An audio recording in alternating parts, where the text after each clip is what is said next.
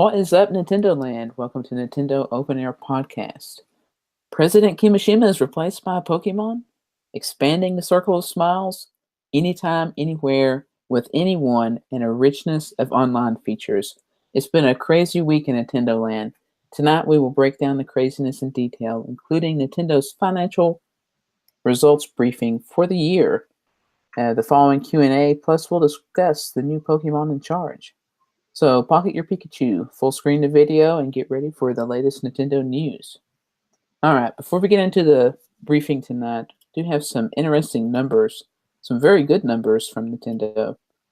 So these, of course, are for the whole year, as their year ends in March, in case you weren't aware. So their net sales for the year to date, 1.55 million yen. It's pretty good. It's a 115.8% increase year over year. Operating income, 177 million yen, 504.7% increase year over year. Their general profit, 139,000 million, or 139 million yen, excuse me. That's a 36.1% increase year over year. So things are definitely looking up. It's good times at Nintendo. Do we have some numbers to display for that? Just in my notes. Ah. But you can look it up. But yeah, I mean, Nintendo's going to do better when they got something they can actually sell.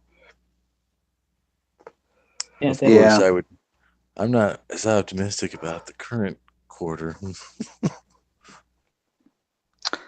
never know. Last game I bought was Mario 6 months ago. We talked about. Yeah, we were talking about that last night. It's like the drought continues. Unless you want a mobile game. There's Labo nobody's buying, as far as we can tell, or very few. Yeah. I was disappointed with the feature set of the Cord gadget, so that was the one I was really looking forward to. I still might pick it up. I don't know. Well, that's reasonably niche, I would think, but yeah, that's not gonna be a million seller, especially at $48. Although some anime game is doing gangbusters that I don't pronounce right. What's it called? I Jason? give Korg props though for supporting Nintendo since a while back. But go ahead, Jason. He's referencing the new Naruto game for Switch. I'm sorry, I don't remember the full title. I don't know. It's something trilogy, but I was just shocked that it was number 4 in the best sellers. It's like Stardew Valley, Arcade Classics Mario, Rocket League, and then that game. And I'm just like, wow, either nothing else is selling on Switch, or that game is really popular with Nintendo or users, or both. I was really shocked. There's a certain fan base for all that stuff, I think. We just don't have, none of us happen to really be in it. Jason would be the closest, I would think. Yeah. Well, ever watch the anime? He'll get Attack on Titan when it drops to $10 or maybe. What were you saying, Max? Oh, sorry, Jason. I don't know what I was saying. I was saying I think I did have one Naruto game on Wii, maybe, or Wii, or I don't think it was Wii U. I think it was on Wii. But they're not bad. Max is an anime fan, but I don't know if she gets into the game stuff as much. A little bit, but I haven't ever watched that particular anime.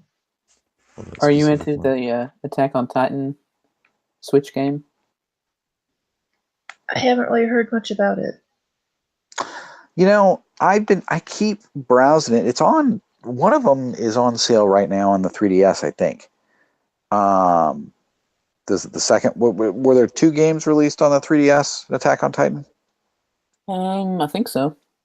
See, I've only watched a little bit of the anime. My wife has actually watched, I think, the first couple seasons. I think there's a 3rd season coming. I think I heard recently. And so the games have intrigued me. I like the premise of the anime. I like a good weird sci-fi and whatever. But I haven't quite taken the plunge yet. And were I to, I think I'd probably wait for a cheap deal on one of the 3DS ones first myself. But again, the Switch is gathering dust. I got to get something new to play on it. Yeah. The Switch version is actually on sale on Amazon. I think Mo sent me a link to that earlier in the week. Yep. It was Yeah, what? the Attack on Titan. It's For how much? $21 off. So it was what? Do you remember, Mo? I don't. It seems like it was still around. It was still around that like 20, 25 or a little bit under maybe. Meh. Yeah, it's a little much for me too. But yeah. it's 10, 15 amazing bucks, how that maybe. happens sometimes with Switch games where, like when I remember like when Monopoly came out, like it was half off. Like it seemed like less than a month later, and that Attack on Titan just came out. So I think certain things are getting people's attention and certain things aren't at this point, right? I think there's, as we were chatting about earlier, it's Switch has gotten to the point of other online shops almost. And actually, I would argue I would argue the Switch, even though it's got, nowhere near as much as, say, Steam, like there's absolutely no kind of curation or organization other than what's new, what's the top 20 or whatever, and then what's on sale. That's it. That's all you got. I feel It's bad still for maddening. I feel bad for people who have adopted at Christmas or since the new year. I mean, you get on there. There's great games like Golf Story. It's a great one to play if you haven't played it, but they will never. They'll never that. find it. Yeah, no one will ever find it. And the devs, exactly. Also, same for the devs. It's like people who 6-9 months ago were like, "Wow, they're hearing all these great stories. This dev, that dev, and the other dev saying they sold 1 million of this on Switch and nothing on the other platforms." Right. And so they're like, "Ooh, let's port our game over." 9 months later, they get their game over here into the same exact situation they were in on whatever other platform they were on. Yeah, it's a mess. And they've announced they're going to get some online details early May. Hopefully that's earlier May rather than later early May. Because we'd like to, and hopefully it's some actual details and not just BS. Something to tide us over for the summer. Yeah. We'd like to officially announce it'll be $20. We'd like to officially announce. Thank you for tuning in. Yeah, they'll probably officially announce the launch date, and that's about it. the launch and the month. Price. Launch month. Yeah. Come on. Launch month. Launch year. Yeah. The launch quarter. Launch quarter or season. Sometime between now and Christmas. Yeah. We're not going to say Christmas of which year. I know we're going to 2018 or later. We're going to get more into this later, but do you think they're going to change the name, or do you think they're going to stick with Nintendo Switch Online service? I don't think it's written on anything other than the website. I think it's only written on the website. How many times have they changed their online service name? What was it called? Nintendo Wi-Fi something on the DS. Then Nintendo Wi-Fi connection was forever. And then it was something between that and Nintendo Network, and I don't remember what. And then now there's kind of Nintendo Network piggybacked on, like, right? When you log into the site, you can log in with your Nintendo Network ID as a separate ID than your actual Nintendo login. Like, it's so convoluted. Yeah. And they've been promising the unified. They hear you. They're working on it. For a long time. But exactly. And then they say, here, this is our next step towards a unified format, and here's our next step towards a unified format. Like, it's, you know what I mean? It's the weird stuff they did on 3DS and Wii U. It's hard, man. Yeah, I know. Usually it takes some booze and some lube and it took them a year to make that news channel, for Christ's sake, on the Switch. I mean, that's still mind-boggling that they would even admit to something like that. Yeah. They can make a game like Breath of the Wild or like Mario Odyssey, but yet it takes them much longer to make a news channel, and they still can't seem to. No, I don't know. It took them 5 or 6 years to make Breath of the Wild. Breath of the Wild was But I mean, they can put that out, but then they can't put out anything more than news. They're able to get a masterpiece like Kirby out within a year. I'd imagine they get that out in a few weeks, but That's just my opinion. I know Eric's not here to Yeah. speak for his For his distaste. love of For the Kirby. Kirby hate. He's not here to defend Yeah. Kirby. Yep. Well, but yeah, we'll defend it instead. But right, isn't that Kirby game basically a 3DS port? Am I missing something, or isn't that same Kirby battle game? Effectively, All the it's Kirby like games are kind of the same, Yeah. just with an HD coat of paint.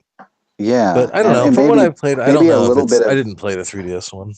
It No. seems like it's got. It seems like it's all the same components, kind of It's similar in remixed a little bit. the 4-character thing for sure. Reminds Yeah, me of it's Battle Royale or whatever.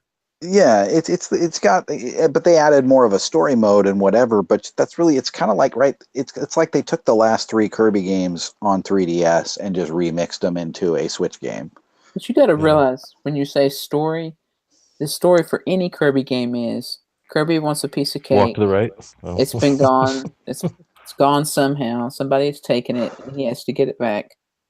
And at the end, he gets cake. I'm sorry to spoil any Kirby game you haven't. Walk to the right. There'll be pretty something much, you have to do, some event you have to trigger.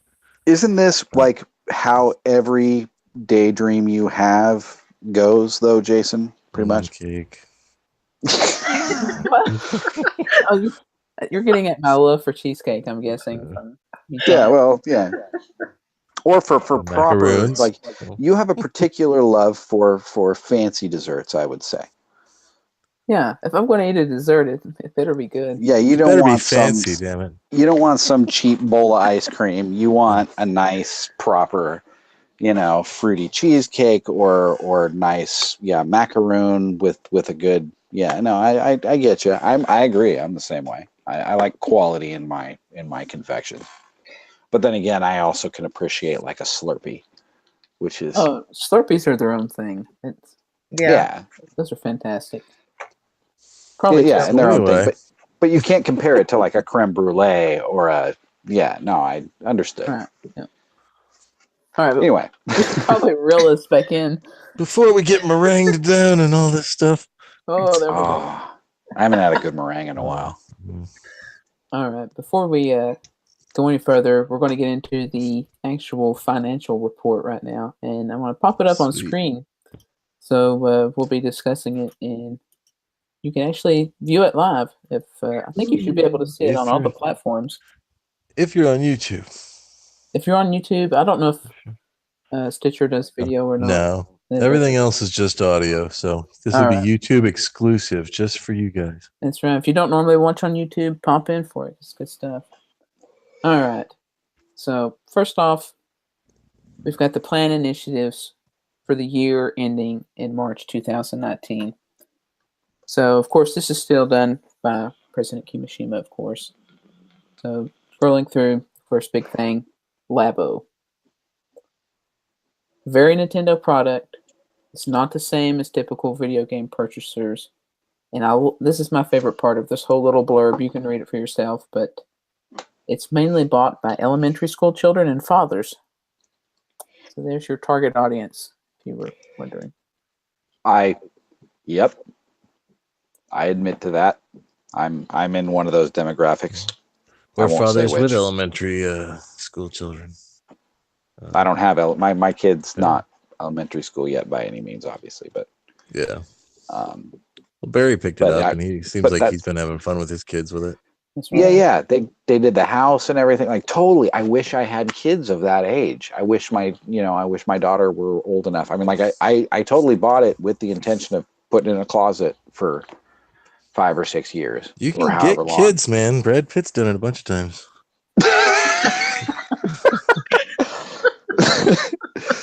I thought that was more Angelina's whole thing. You just go pluck them out of whatever country. Yeah, no, I mean, that said, they kids from those countries might really truly appreciate cardboard in the way that spoiled U.S. children would not. Yeah. But from the initial response, they have a solid feeling that they're off to a great start in this regard. Nice and vague. And this was this? I guess this was what, a weekend to Labo actually being on the shelves. Which, you know, When people like me bought it, right? I know there's a certain segment that just buys their crap. it's had a real pass fail with Nintendo people though. There's not really a lot of fence setters. It's just like, yeah, I'm getting it or no, thank you. I would disagree. At least in chatting with people, there's at least some that are still considering the variety kit and haven't jumped in on it yet. Nobody's buying. Wear Jason down. Yeah. I don't know, but nobody's no. Did you see? I saw the what was it, the UK numbers or something? It was European statistics. Yeah, it did well. And no, it didn't. It did okay. It debuted. It launched at number 3 behind, I think, stuff that was already out. And the other thing was the variety kit was like at number 3, but the robot suit was the most telling to me. That was at like number 40 or something. Yeah. Well, I think the problem with the robot suit, like, although it's the coolest, like, kind of, if it was in the variety kit, it'd be one of the coolest things in the variety kit. $80 being that it's $80 and that's all you get. There's nothing else. It's like you. That better be a full game. Because it's a one-trick pony. Yeah. Yeah, that better be. From what that better be a. Yeah, from what I understand, it's probably not. But if that were like a full, long, involved campaign, that giant robot game, I could see the $80 justification. I have serious buyer's remorse on that one. But on the flip side, it's just like that Project Giant Robot I heard about for years, and I'm just I want to see it. Yeah. Have you opened that one yet? Still sealed? No. Nope. See, well, you got yourself a rare collector's item. Yeah, and they do actually have stickers, like they're sort of sealed, so like it's technically sealed. Although I really don't think anything Nintendo will ever be collectible again, because people know now after years of rarity that no matter what Nintendo puts out, there's tons of people that just have them in a closet completely sealed. But by the same token, they still go, like I have the Hyrule Gold 3DS that I got kind of the fever and was like, oh, I gotta have it, and didn't really need another 3DS, and it's still sitting in the box. Those are like, I could make $150 on that right now, I think, if I wanted to on eBay. I probably won't, but the stuff, certain things still hold their value. This may. I mean, it might be a rare item because nobody's buying it. Yeah. It might be one of those things like the Virtual Boy that just nobody ends up having because everyone's like, who the hell's going to buy that at the time? Maybe for $60 on it. If you could have bought the variety kit, that would have been so much more reasonable. Like, well, even just the robot for $60 would have been, to me, that would have been a huge, it would have been a huge line crossed. I think they would have sold a hell of a lot more of them at that price. $80 is a big ask. I did notice. We'll get off Labo, but I think having just one thing is what kills it for me. Sorry, Jason. Yeah. But as you'll notice here with Labo, we see the beginning, in reading this information, at the beginning of a theme that's going to run throughout the presentation, and that is endearing itself to a broader range of consumers. And that's going to be repeated over and over, including in the next slide, which if we check it out here. And I had to remind, when Mo first read this, I know he had the same thought I did, NonStop Nintendo titles, and we're thinking, what NonStop Nintendo titles? But this is talking about last year's NonStop Nintendo titles. It's talking about the past. Yeah. Yep. But broader array, again, they say right there, broader array of genres. Appealing to more I think it's funny that it says, we began releasing Nintendo's titles non-stop. We're continuing to release new titles. Here's an example of the only two. The wording is very carefully chosen, obviously. Yeah, it's like we've launched a ton of new titles out of the gate, and then we've kept the buzz going about new titles this year, which aka we don't have any new titles this year, but we kept buzz going about it. They've Yeah. talked about Donkey Kong Country for months. They talked about Labo in November, but They talked about Kirby for what seemed yeah, like they talked about Kirby forever. They're still Yeah. talking about it. They were on Twitter today tweeting about Kirby. But also this is for investors and not necessarily people that are actually into video games. So they might be able to pull And again, the wool over the eyes a little bit. as one random tidbit right before we started that I had thrown out to you guys is I've just got some random kitty with Minecraft on my friend list that I had added from Splatoon, and I noted that he had he had ARMS first played 3 days ago. So there's kids out there that saw it before. Like maybe some of the kids that played mine. Like I have nephews and nieces and in-law kids that tried it out at one of the little family gatherings and have been bugging their parents for a Switch. And maybe that's one of the games that they're like, ooh, I want that game. That was cool. Maybe they found it in a dumpster. Maybe the grandparents bought it. There are all sorts of options. Maybe Or a used store. Yeah, I was going to say used is a very fair possibility. But right, I mean, there are 20 million numbers not unreasonable. And with all the BSing that's in these figures that we're talking about, they're sitting pretty right now and they know it. And it's their game to lose. And they'll lose it because they're Nintendo. We've seen it. We know Nintendo. Yeah. Unfortunately. But Kirby's a smash hit, according to this next graph. Yeah, if you go through here, this talks about Bayonetta and Kirby, and it's immediately Kirby has sold better than any other Kirby game. So yeah, this is all Wii numbers. It's just like on the Wii. Comparative sell-through for the same period of time. Yeah. Well, yeah, true. But right, it's the same story with the Wii. All of a sudden, every game that came out on the Wii was the best-selling game in that franchise. Yeah.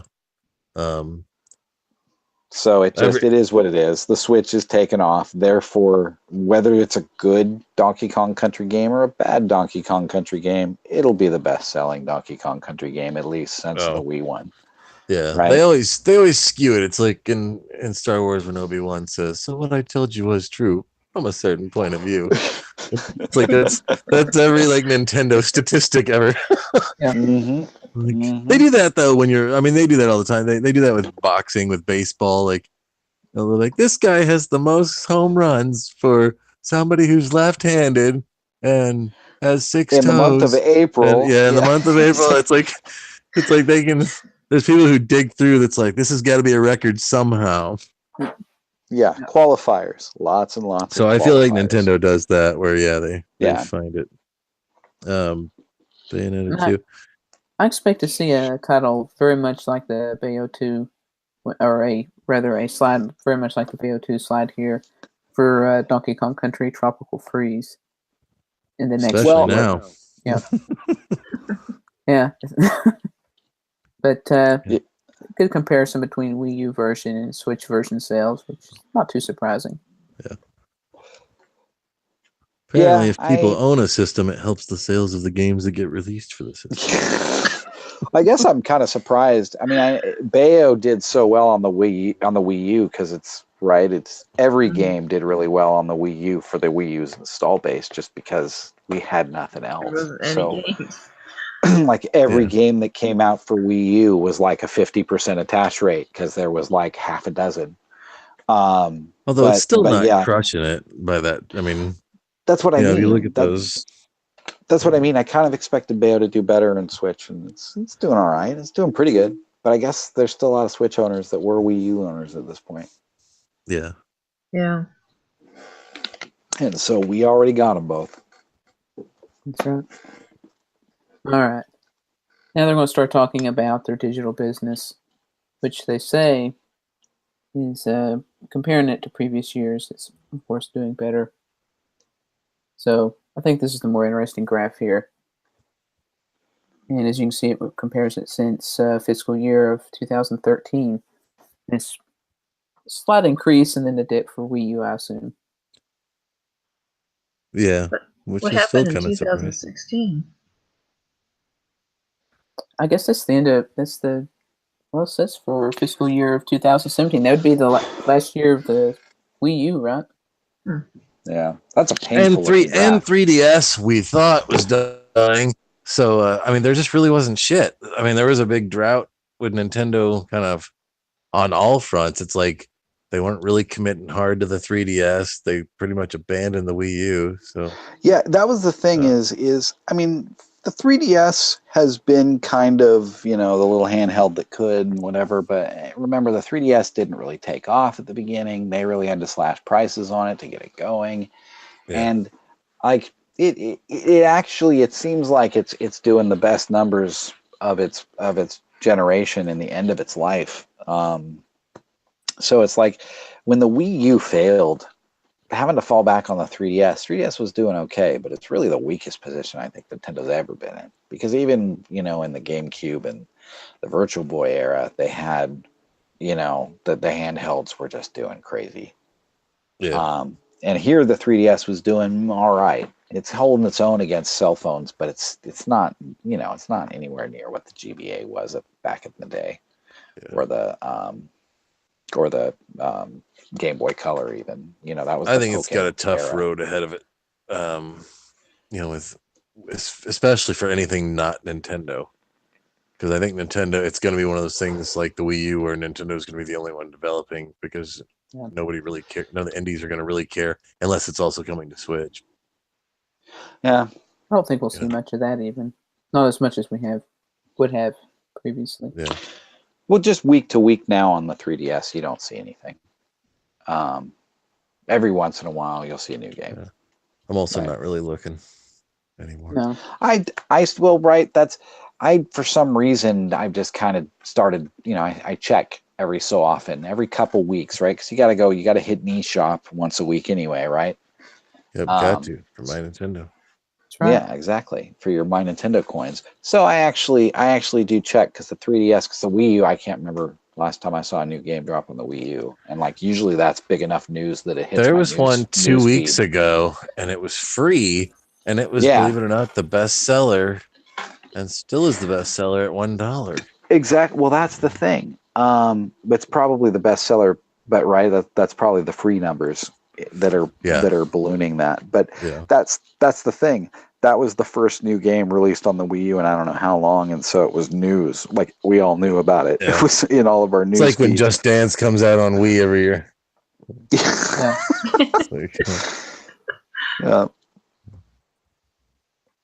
All right. But anyway, Nintendo has, they love to point out how they've bounced back, and all right, fine, you've bounced the hell back. yeah.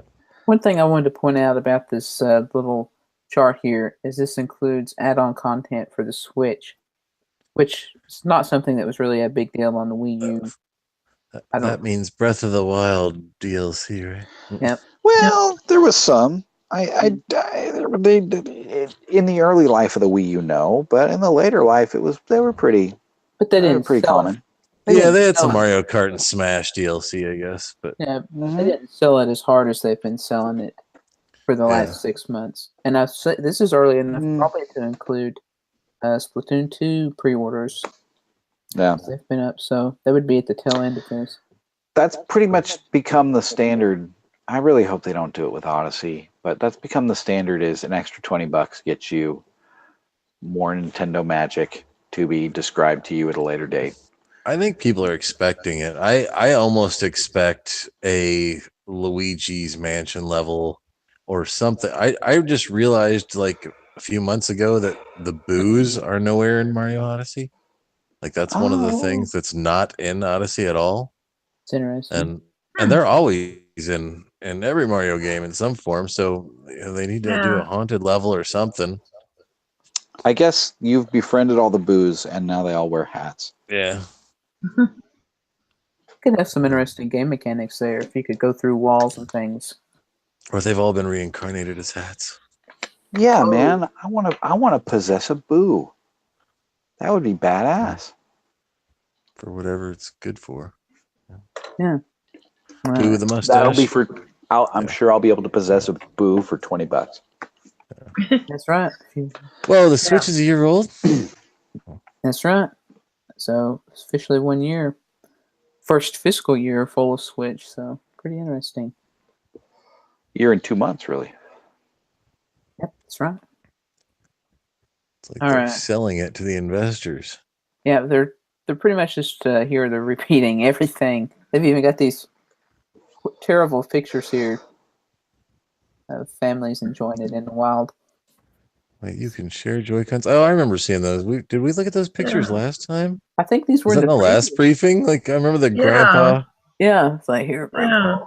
Yeah. Yeah, genius. Yep. I guess the investors don't have a very long. They paid a lot of money for those pictures. They're gonna get their money's worth. Damn it. That's right. So it's basically just talking about it's well received. Switch set us up. So okay, Oh, the second year. the second Yeah, year it's is crucial. crucial. Yep, and this is going to get into some interesting things here. So basically, Kirby and Bayonetta 2. that's right. So basically, just to kind of peek ahead here a little bit, as you can see, they're getting into it here. They've kind of got three main points that they're going to sell to us. It's the three pillars, as I like to call it, for the coming year. So here's how they're going to expand the installed base of Nintendo Switch. All right. Keep on. Okay. More Wii U ports. The first. Yep. First, number one, important we deliver new titles and our key franchises to all game fans and Nintendo fans. I like how they separate that. Yeah. I like how they call Super Smash Brothers a major new title in an existing franchise, when we all know it's going to be a port. Whatever they call it, however they do it, it's largely a port, just like Splatoon 2 man. was. This one's got a white background with black lettering.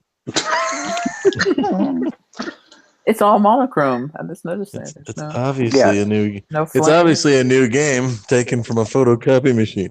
Yeah, I mean, right. We all agree that all the character models will be direct straight from the Wii U version, I think right? so. Yeah. I expected to, yeah. Yeah. Like, I mean, like it's going to be a port. However As they with- dress it up, and as with hopefully they dress it Mario. up well.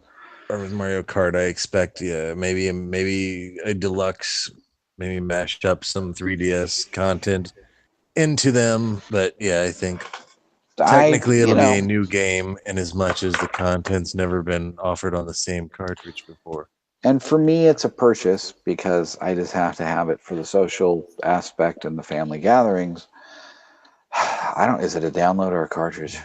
Ugh. Oh, it's gotta be But done. I do think it's funny that it says that they're still using Super Smash Brothers Temp, because that's a temporary title. I'm wondering if Yeah. They Yeah. might call gonna it be something like- else. for E3. I mean, we've covered this before. There's going to be tournaments at E3 with featuring Smash. Yeah. Are they just going to have Super Smash Brothers tournaments or whatever they're calling it, or will we actually get the name by then? I don't Super know. Smash Brothers Deluxe, you mean? Yeah, or whatever remaster. Super Smash edition. Brothers Switch is the only logical name. I think I interrupted you, Jason. I'm sorry. No, that's fine. Yeah, Smash Switch does have a nice ring. Switch Smash. All right. Yeah, they want to. I mean, they set that precedent with the last two. It's not a bad naming convention. Just include the console name in it at this point. Like, then you don't have to have a stupid Melee, Brawl, whatever. Just name the console. And it makes it seem definitive too, because this Yeah. is the Switch version. This is the Wii U version or whatever. Yeah, this is the current definitive Nintendo console. This is the current definitive Nintendo fighter for the current definitive Nintendo console. Yeah, agreed. And it just Super Smash Brothers Switch. That just sounds so great. It just rolls beautifully. It's a lot of alliteration. And as you can Okay. see from the text here, they heard that people were clamoring for this series to come to the Switch. So that's obviously why they're putting it out, because they weren't going to do it, but then all the fans were telling them that they wanted Smash. So And they're like, wow, really? People want this game on Okay. the console that they own. as opposed to the console they didn't buy. And I'm sorry, I've got to mention this. It made a big splash, obviously hinting at Splatoon characters being in Smash. That's pretty Wow. clever. That's some deep stuff. Wow. Yeah. I like that. But if you think Smash is going to be the big seller, wait until they tell you about the next title, which is one of 10 Faces. It's coming. We shit on these a lot, but I give Camelot credit, right? We all give Camelot credit. We've all played some iteration of one of their, like the golf games in particular. I think we all have agreed. We've all played at least one of them and thought, hey, those are pretty good. The tennis though, that's a hard one. I passed on the Wii U one. If this weren't going to be $60, I might pick it. It's going to be $60, so I'm not buying it. But look how they're selling it here. How they're selling it to the Nintendo board.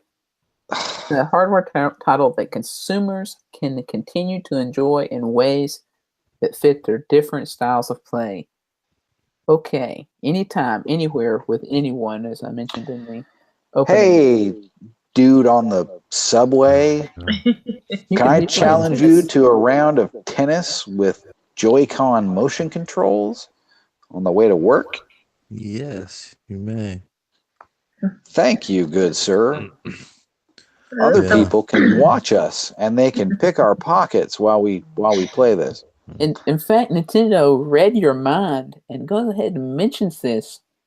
It's perfectly suited for Joy-Con sharing. Ideal. Ideal. Yeah. It's like they don't even want to sell more Joy-Con. Well, they're not worried about it. They got the redesign coming, so they know we'll all buy a full new set of left ones anyway. And they haven't really announced it. I've actually heard rumblings on other sources of people kind of not groaning, but just kind of saying like, hey, you notice Nintendo hasn't put out any new colors? When are they going to put out new colors of Joy-Con? I'm like, I didn't realize this is a thing. Like, I usually see that and I'm like, oh, Jesus, they got more colors coming? But apparently people are ready for new colors. I've got 8 and I don't need any more. I think I've heard 8 is enough. Yeah. That's the word on the street. I think it's enough to fill our hearts with love, if I'm not mistaken. Yeah, I think so. We're so old. Yes. I know. Yeah. Look Look it up, kids. Yeah.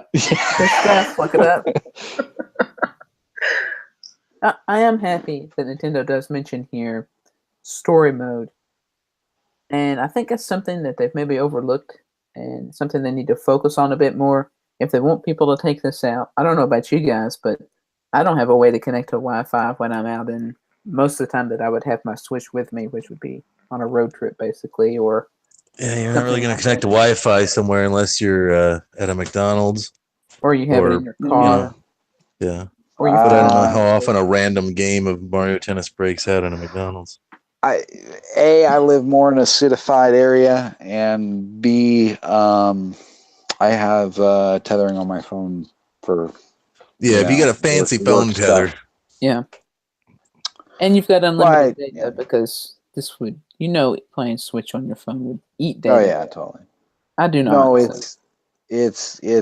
I think work floats me. They used to. I don't think they do anymore. But I work off it, so so I have all the fancy data stuff. So I can get away with it, but I don't do it often. Fortunately, the Switch is still, so limited in its online capabilities. There's really no point most of the time, unless I wanted to get on and play Splatoon, which I theoretically could. I got most or Rocket League or whatever. I got most of my single player Splatoon done offline, so I think this is definitely something that they're tapping into here, and I'm glad they are. Oh yeah, and that's true. That's another selling point for all the Splatoon single player content for the DLC. Yeah. See, I'm getting mixed messages. Do they want to switch for every man, woman, and child, or do they want us to share the joy? It's like they want us to share the joy so that every man, woman, and child will feel the joy and then want to buy the Switch of their own. Yeah, they want us all to market the product for them. Yeah. So when you say, would you like to use my Joy-Con? And they say, I carry a pair in my pocket. And you can slide those out. Speaking of new colors, how about an almond Joy-Con? Oh, Yeah, see what I did there? Very, All right, very nice. moving Clever. along. be perfect for. Never mind. I was going to say for Donkey Kong, but I don't know how Almond Joy. I guess I was thinking tropical That's almond true. palm trees. Coconut. Were we yeah, going to no. talk about the tropical freeze even briefly today? Is it I on don't our? know that it's mentioned in the No. pot in the. All I right. think the only reason to bring it up is that GameSpot review that somebody tweeted that you found, Mo, that pointed out that With the Andre exact same Segers. game got a 6 on the Wii U and then got a 9 on the Switch. Yeah, from GameSpot, which is pretty And cool. I But would I was going to argue talk about the mystery of the disappearing Donkey Kong. That's right. Yeah. We don't need to go in depth, but go for it, Jason. Are you was just talking about the gonna say- missing generation? No. The missing Wii U. I think it's been something Oh. that happened a while back, but no one. It was actually back in February when they announced it, apparently, and nobody really caught it. Yeah, but if you wanted to buy a Tropical Freeze on Switch where it's $20, can't do that Wii U. anymore on the Wii U. Yeah. That's just, I mean, what's really, guys? How many, like, you're worried people are going to go pick up a Wii U for Donkey Kong Country Tropical Freeze? Like, they're gonna go buy because it worked so well the first time when it was a new game on the current system. Like, I just that's just like, just hello. They take every opportunity to kick Wii U owners in the balls. I already own the game. I don't give a shit. That said, at $20, it didn't even cross my mind to get just the download version because, I'll never play it if I have to put the disc in. It had crossed my mind. Of course, I wasn't going to spend $20 for a game I already had, but sometimes I do. But right, it's why? Why do you have to do that? How many people have both systems, don't have the game already on Wii U anyway, because there was dick out on Wii U. Like we said, we all bought everything. Like, how many sales do you really think you're going to lose of the Switch one? A dozen? Like, it's asinine. And it just, I mean, you know what I mean? It's like somebody consciously made this decision to do this. Mm-hmm. Yeah. To save pennies, to save nothing. Did we say what they did? No. And it's just like, really? You've hired, like, you have somebody whose job it is to be an asshole to your customers? That's their job fucking description. I can't. I hope this new president, I hope things change, but I just, you know what I mean? It just, there's so many little things like this that seem so calculated just to be dickish. Yeah. They weren't afraid of losing sales of Mario Kart 8, or maybe they were. Well, because Mario Kart 8 isn't $20, right? Yeah. Especially with all the DLC on the Wii U version.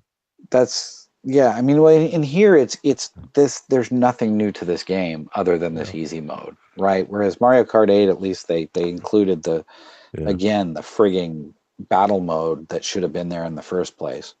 I think Tropical Freeze will do as well as Kirby has done, and that's probably about it. Like, I don't think it'll do better. No, Donkey Kong has more name recognition, and I think the reviews for the game are higher, and it's just a much better game in general. I did enjoy it on the Wii U. In fact, I found it irritatingly difficult on the Wii U, and so were I to get it again on Switch, I probably wouldn't play it on funky mode. But you would play funky mode because it's funky mode and it's awesome. Yeah. It's funky. It would be just inherently funkier than playing it, as any of the other characters, I suppose. And you can trust C because he's a monkey expert. That's right. He's a funky monkey. That's right. Nintendo I like to think so. Who do you know is funky? It's Z. I'm the only person that I know of that really liked Donkey Kong 64 and played all the way through it. Yeah. One of the only ones in the world, probably. I read derisive reviews of that game. Like, I never realized that people didn't like it. I loved it. I think the rap just got everybody. But anyway, Before Let's we get move into along. more music, let's move on. We'll rip into the donkey after it comes out. That's right. All right. Mo So- can't wait to rip into the donkey. Is that code for something? I don't know. Is it, man? You I said don't it. think so. Should be. Let's We'll make make It it. sounds like our a own euphemism. It sounds like something you go to Tijuana for. Yeah. We have shows. Okay. So we need to reel this back into Nintendo related here. And you never know what we'll talk about on Nintendo Open Air Podcast. Hopefully that's one of the reasons you listen. So we've heard the first pillar. Boom. Donkey Second shows. pillar. That is the first pillar of many things, but Donkey Kong shows. Donkey Kong shows. That's not even They in did it. this. Yeah. Speaking Go of for it. pillars, never mind. Yeah. Yeah, we're gonna get way off topic. So more DLC, hosting events to extend time playing. So it's kind of the same thing they've been preaching all year, which is, you've got to Enjoy stop the there. games you have. Yep, keep playing it. Stall them. Stop. Keep playing Splatoon, please. So I think this is interesting, though. This is something that we have all kind of wondered about. I wish they would show this more so, or give us more figures like this, especially for Splatfest. But it talks about active Splatoon players. So it's continuing to be active, especially in Japan. So that's great. Yeah, I see people in there. We've never had problems really getting matches. They noticed. Is that a big jump after Christmas right there? Yep. Yeah. Yep. Between Christmas right around New Year. That's the big jump. And that's when in Japan player started activity. getting steady stock as well. Because they had more trouble than we did getting a Switch. That's true. Yeah, I mean, If you can believe that. Everything is working as expected. That's not like you can see prior to that. So July, you can see it was starting to kind of slow down or at least stay even. And now it's like just from February to March, you see there's another spike. continuing to go up. It's doing. They might be massaging these numbers, but it certainly seems to be doing exactly what they are hoping it's doing. And again, if I'm thinking kids, right? Nintendo was smart by aiming this at adults first. That was the first generation. We are the beta testers. The Nintendo diehards are going to be the ones to pick it up first. And now is the kids that have been bugging their parents for it all year that are finally getting one. And I think that's right. When we were kids, what we got into was what our older brothers and sisters or whatever were into first. Drugs, right? Rock and roll. Oh. Yeah, exactly. And so I think this is the same kind of thing where it's like it's cool because the older kids think it's cool, and it kind of rolls downhill from there. Right? That's kind of how we all got into video games. I think at first, there were older kids around that we saw playing or whatever, except for me because I basically nobody's older than you. Yeah. I thought that's what you were going for. So. Well, no, but I think Max, you and I grew up with Pong machines, man. I think we're about it. Like I think if you're older than us, you just didn't grow up with video games at all. Yeah. All right. But good for them. It's not really bringing them any money that people are playing Splatoon 2 for longer periods of time. Well, it kind of is, though. It is with the DLC, and it's also... Well, it will be, yeah. But also, here's the thing. If there's still a big online community playing it, then there's reason for newbies to buy it. That's true, yeah. Right? So the busier it is, the better it is, and that's the general more rule active people.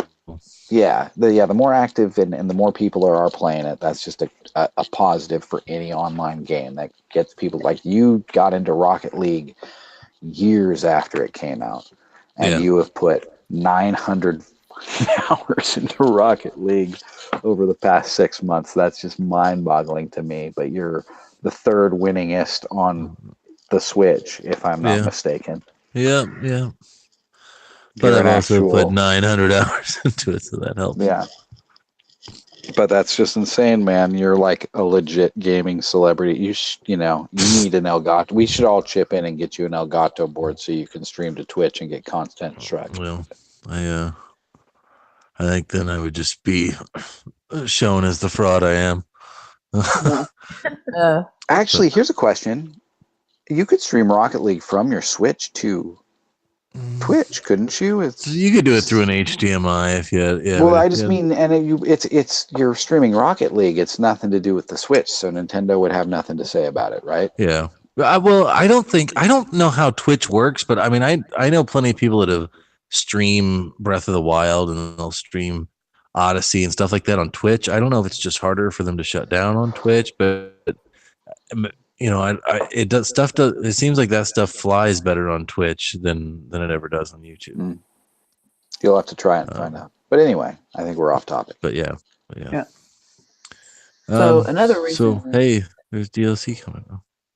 That's right, and another reason. And we're all buying it. Yeah, probably. So the active users not only just want to sell their DLC, but as we've talked about a few months ago, something that Nintendo is pushing for in Japan is, of course, game tournaments, or Japan is pushing for in general, is game tournaments being allowed into the Olympics. So, of course, that's Splatoon 2 tournaments. And I think it's something that's only growing. I hope it's still around since Splatoon 1, so there's still people playing. I don't see. There is not enough infrastructure to eSports to really hit the general public. You know what I mean? I don't see that drawing enough attention at the Olympics. There's no real crossover. The real problem I think with esports is that generally games are hot for 6 months to a year after they come out and they die down. So like for a game to be really in the competitive scene, it has to be one that sticks around, like Smash Melee, Rocket League still has somewhat of a thing. There's probably like the LAN party Call of Duty and stuff like that. Yeah, like the old school StarCraft is still a thing, and somebody like League of Legends has been around for years and whatever, but it's intrinsically tied to technology, whereas a sport is not.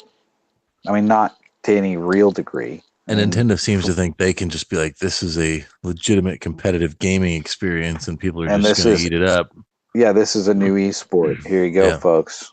Here's ARMS, the esport of the future. Get it on ground floor. They will come. Yeah. And no, and it's not. Yeah, they don't. They think everything they touch is gold, or at least they seem to with ARMS, and they learned from that mistake. But again, people are still buying it. Kids are buying it. It may get a second life. A lot of this stuff will. But did Jason skip over getting the fan communities fired up with other events like Squid Sister concerts? Oh. Yeah, that's a nice vague little blurb they have there. Large turnouts, no numbers. Yeah, and we saw that Squid Sisters concert. Actually, it's Marina and Pearl these days with an appearance from the Squid Sisters. Yeah, that's true. Because they've still got old, off the hook, old recordings of them. I did not realize that the Squid Sisters concert was outside. So that's kind of cool. Yeah, they can bring a TV screen anywhere. Yeah. That's just mind-boggling to me that is even a thing. Aren't they God. Yeah, they are. See? So they're more than just a TV screen. They don't look three-dimensional to me. Tupac was at Bonnaroo a few years ago. Yeah, okay. As a hologram. No, I'm down with hologram stuff. It's just anime characters that are not real. I don't know. That's weird. From a niche game that was on a console that nobody owned. Again, not anymore. Yeah. But it was mind-boggling when they were doing it during the Wii U era for Splatoon 1. If you check out the second set of pictures there, in the top right there, that's actually like the Nintendo commercial kind of coming to life there from the very beginning. 4 people with Switches playing Splatoon. Yeah. Sitting on a looks like a park bench or something. But I like the interesting. Grisco cosplay. That's some nice cosplay. Yeah. That's I will say this. it's a new fetish. As we learned from 3DS Street Pass, it's rough when, any sort of social interaction stuff is just rough when nobody's friggin' got the console. Like, as well as the 3DS did. I think the Switch is immediately going to be in a lot more people's hands. And so I think we'll actually have an opportunity, maybe some of us, to find 4 people and play around a Splatoon somewhere or something. Whereas I just don't see people carrying it unless it's, specifically some sort of like a convention, maybe, or something. How many of us have seen someone in the wild playing a Switch? Not your own. Never here. Once or twice, kids. Oh, really? Now, I still see restaurants, kids DSs and 3DSs, but I've not seen a Switch. I've seen one or two. And even I've a heard 3DS, more I kids rarely ask see. for them than I've actually seen kids playing them. All right. But good for Nintendo. They can believe what they want. There is one other part to this, and that, of course, is the big word right here, Nintendo Switch Online Service. So, the richness of online features. TBD. So, it's coming this September, and apparently this is going to help support. What did you say, DVD? What? I said TBD. TBD. I thought you were making some reference to Nintendo being stuck in like the Stone Age. No, that would be awesome though.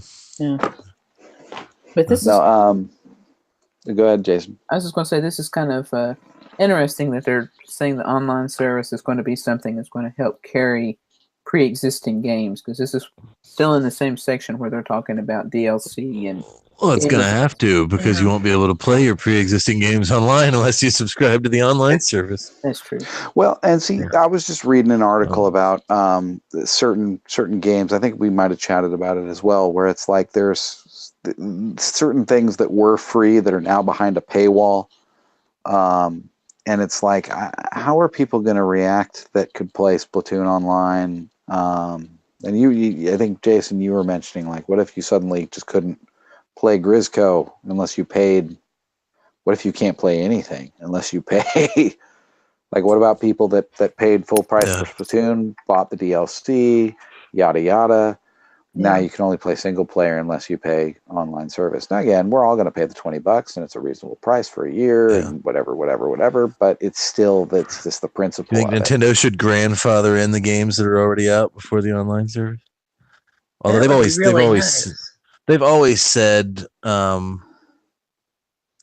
online service is free until blah blah blah. So they put that out there in the beginning. I give them fair enough, for that, because they have said since the get go, yes, you will eventually have to pay for this, and then they extended it for an entire year, just because they weren't ready. So okay, I'll give them that, but I think they should at the very least, very very minimum that they should do, make Mario Kart 8. You can play without a subscription. Just Mario Kart 8. Like I said, they could even use that. Like I joked a few days ago about maybe instead of dropping the price on the Switch, they'll just put out a bundle where for $300 it includes a year subscription to the. I'm sure to the online. They could use that instead of dropping a game's price. They could say this game will be, it's still $60, but if you buy this game, comes with a year subscription. No, comes with online. Or I would imagine that would have to be limited to new consoles. Because then all of a sudden you got people that are potentially stacking. Maybe they'd let people do it, but I would imagine that would just get too complicated to manage. I bought this console, then this game, so I've got 3 free years. I just imagine that would get too complicated. They wouldn't want to deal with it. So I'm strictly a Nintendo gamer for the most part. Will there have to be some type of warning label put on new games For online features, Yeah, paid subscription. I think so. Required. I think so. I'm pretty sure It'll probably say consoles, requires Nintendo Online subscription for online functionality. Yeah, it'll be, and it probably won't be a big label across the front. It'll be something on the back, small print on the back next to what controllers to support. Yeah, next to the pictures of the controllers. Yeah. Little asterisks or something. Well, didn't they do that on some of the other, like, I don't have my Splatoon 2 disc, but did that have like a little globe on it or something that said like internet connection required? Yeah. You know what? It'll be just like that. It'll be right next to you, right? They already have the internet connection required for Nintendo Wi-Fi connectivity, blah, blah, blah, blah, blah. May incur fees if you're right. I think they, on some of the older ones, they even said you may incur data fees, blah, blah, blah, check with your local provider. So it'll just be some verbiage like that saying you have to have a paid Nintendo subscription. But the big news from this blurb is just like we mentioned earlier, more info in May. So early May, whatever that May is. Now. Where's my info? It's early May. I know. That worked on the gold points shit. I remember I was like, hey, it's early, whatever that was. What was that, March? It's like, it's early March. When are they going to give it to us? And then like the next day, bam. And since we're recording a podcast now. Yeah, we're recording on Tuesday night, so if this happens on Wednesday, Mo made it happen. Yeah, just remember that. This always. Tomorrow we're going to wake up at 6 a.m. to a pre-recorded YouTube presentation. I don't think we will. It just is on their website. It doesn't say anything about a video. So I think that's it'll be true. infographic. What do we think? And what do we think they're going to tell us about this? We speculated earlier. I think all we're going to get is a release date and a price. Well, we've already got the price and the release date are already on the website. It's September 2018 and it's $20. They've got the pricing already on the site. Okay, then we're going to get a release date and that's it. We're going to we're going to get a screenshots of Mario 3 and Dr. Mario and Balloon Fight online. I'm not expecting very much from their announcement. I'm expecting minimal information. Yeah. And I'm going to be pissed. I think we'll either get a new logo or rewording of the name and then some graphics with arrows pointing like they did back when they talked about the unified Nintendo Network ID back in the day. I think that. Well, here's it. Oh, go ahead. I think that'll be it. I think that's all we'll get. Yeah. Well, here's another thing that's interesting now that I'm thinking about it. The logo itself that they're showing in this little picture or whatever they call it is the Switch Online service. Yeah. They've never branded their online service that I'm aware of that you guys tell me if I'm wrong. They've never branded their online service with a particular console. No, not really. Just Nintendo Network ID stuff. The closest was like WiiWare. Or DSiWare, which was the software itself, but right, it was the Nintendo Wi-Fi connection, it was the Nintendo Network, it was whatever. They're really tying themselves to the Switch and this online service. Well, because this one's going to cost you. Well, yeah.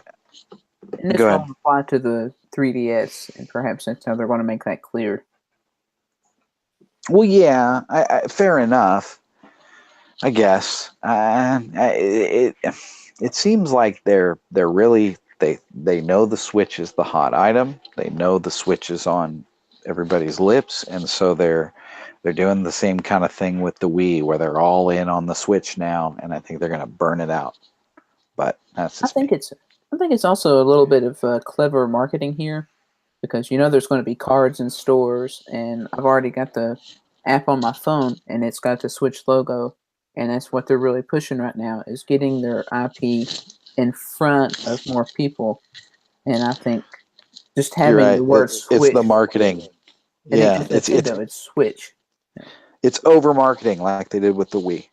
I'm going to get sick of it. I'm already sick of hearing the right? I still say if you don't know what it is, you're going to think that's a Domino's pizza logo. I agree. Yeah, if you just glance at it. And I never got the cross-eyed dog thing. That's people stretching way too far. Yeah, I don't understand that one either. It got its head tilted, man. Little handles for its ears. Okay. I mean, I can. If it's got its head tilted, then its ears are on like the side of its head, dude.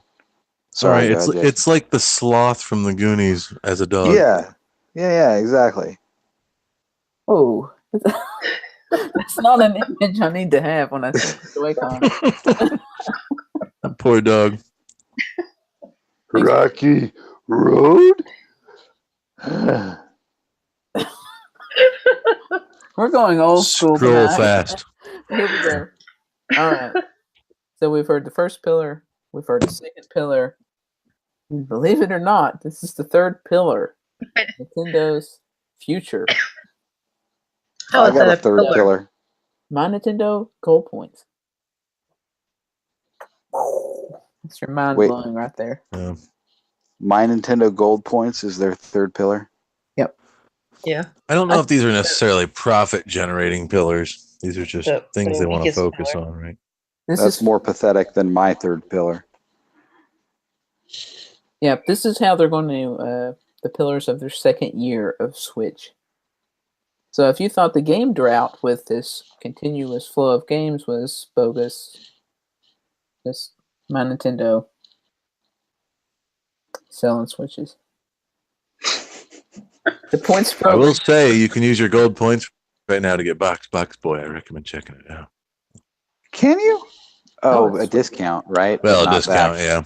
But it's a cheap enough game. Maybe 50 cents for Star Wars Pinball is the best deal going, I think, right now. There's other good stuff too. That's on 3DS, of course. The deals on the stuff for 3DS and Wii U have been great. Now that they've readjusted all the points, all of a sudden this stuff is 20 cents, 30 cents. I'm sure we won't see anything like that on the Switch, but I'm at least sweeping up all that stuff, and that's all right. But otherwise, my Nintendo 20 cents and 30 cents after you've already spent $50 or $30. I mean, they kind of summarize themselves there when they say the points program encourages consumer to play new games while offering them the cents that they are saving on purchases. Oh, they got the cents part, right? Yeah. Yeah, when I purchased the game the other day, it offered to save me 65 cents. That doesn't even pay my taxes. Did you throw it on there, or are you holding out for the offer Majora's them Mask savings. 3DS theme? It even says in the report that they're just getting the sense they're saving something. Yeah. They really aren't. Yeah. Are you Whoever kidding me? did the writing for this, you're a genius, man. Yeah, they're really good. I hope they get a raise. They're pretty balls out. Yeah. Ugh. You know, it could be worse. I talked to my mom earlier today, and she was complaining that she's got a credit card that when you spend $8,000, you get a $50 gift card, like a Visa gift card or something. My God. Like, and I was like, that sounds like a Nintendo thing. It does. If you buy every game we put out, you may save upwards of $5. Yeah, it's not in this. It's a little tiny plus if you have it. There's not an incentive to go and buy a Switch. I don't know if it's enough incentive to get people to log onto the website and create an account. No, not really. I mean, if I knew somebody that just bought a Switch, I'm not going to say, don't do anything until you've went to My Nintendo and created an account. You could save 50 cents.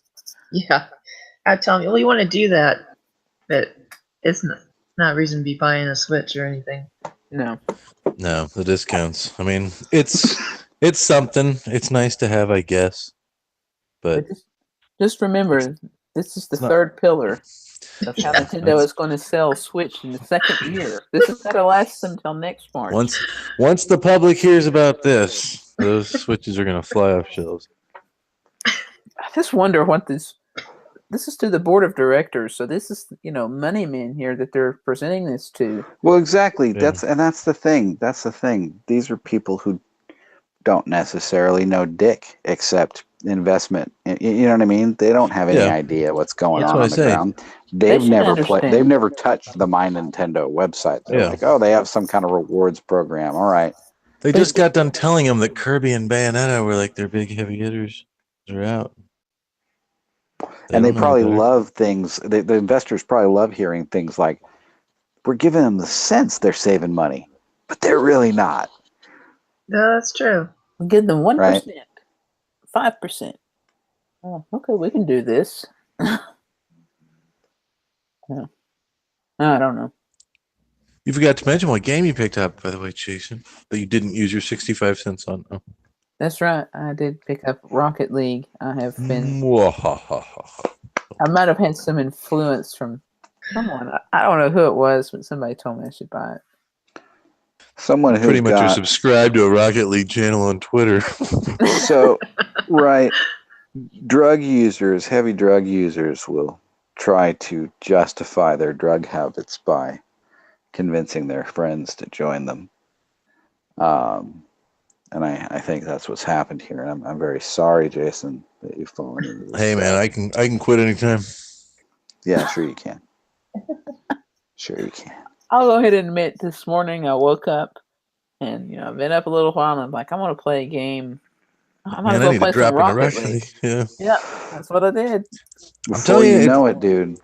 It's a great You're just gonna be pick like, up, pick up in any time. And like I said, unfortunately the hours melt away. But The first And night they're I fun. played it, I played for 5 hours. So if that tells you anything. Oh wow. yeah. All right, moving on. So this isn't a Rocket League podcast yet. Not yet. It's gonna be instead of talking about Splatoon all the time, now we're gonna have to listen to you guys talk about Rocket League all the time. No, a good thing though is that last night Jason and Z and I played together, and I mean we don't often outside of Splatfest play together, so it's bringing and people together just to mention on a Nintendo network. And just to mention it, Jason, I don't think we're on Nintendo's network though. I'm pretty sure we're on Rocket League. We're on their network. servers, yeah. But yeah, just as a random point of note, we played me and Jason versus Momo, and it was an embarrassment. You guys did fine. We did fine. I mean, yeah. How many did we score the whole hour we played? You got a couple. Yeah, we got a couple each. That's not even playing. Mo got dozens. Yeah. He can score even after his car is demolished. I don't know how. Yeah. If you're out there listening to this podcast and you happen to be really good at Rocket League, send us, a note on Twitter and say, "Hey, I'll help you out." We would love to play with you. We'll exchange some friend codes there. Or if you're really bad at Rocket League, give them your friend code, and they'd love to play with you. And I'd love to play with you. If you're bad at Rocket League, join us, and we'll have. How many people can you have more than 4 people on one side versus you, Mo? I think 3 might actually be the most it'll let you do against one person.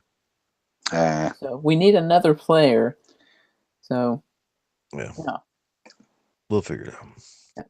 You'll get a shout out on the podcast. Although it would be interesting to find out, and once Nintendo's online does launch, like a game like Rocket League, which isn't necessarily hosted by Nintendo's servers, like that's probably one I bet you'll still have to pay the Nintendo online service to be able to use. Yeah. Oh, I wonder if there are some that are out that will be outside like that. Like Rocket League, as far as I know, is I don't know. It's free on PC to play online. Yeah. It's on Psyonix's servers. They just actually added a bunch more servers. They were just. All right. So rolling on here, we get to the second half of their financial report here, and this is about expanding. Expanding the install base. So to expand the install base to see a wider range of consumers purchase the Switch. Again, they have 3 major points here. And the first one, this term, expanding the circle of smiles. Does this sound this is like a bad McDonald's commercial or something? I don't know. Exactly. I don't know. I'm loving it. Maybe it's a poor translation from Japanese. Probably. Hopefully. I hope. So, anyway, of course, the first point is there are already plenty of key Nintendo titles available that maximize the appeal of Nintendo Switch. And of course, it's the games we've been talking about. I think we've mentioned all of these already tonight. And they show 4 games. Yep. That's plenty 4 games. Yep, that's all you're going to need if you own a Switch. You just need these 4 games. I've got those 4 games. I have Z's got 3. those 4 games. I have 3 or 4. I technically have Mario Kart 8 for Wii U. So. For the I do system that too. should not be We're named. talking about Switch here, Jason. I'm sorry. Yeah, that's old. Cover my mouth. That is so Yeah, a couple of years ago. Technically, the only game that of those 4 that's not available for Wii U is Odyssey. Splatoon 2. is not a full sequel. That's true. My Zelda's on the Wii U. I only have 2 of those games on the Switch. Oh. Mm.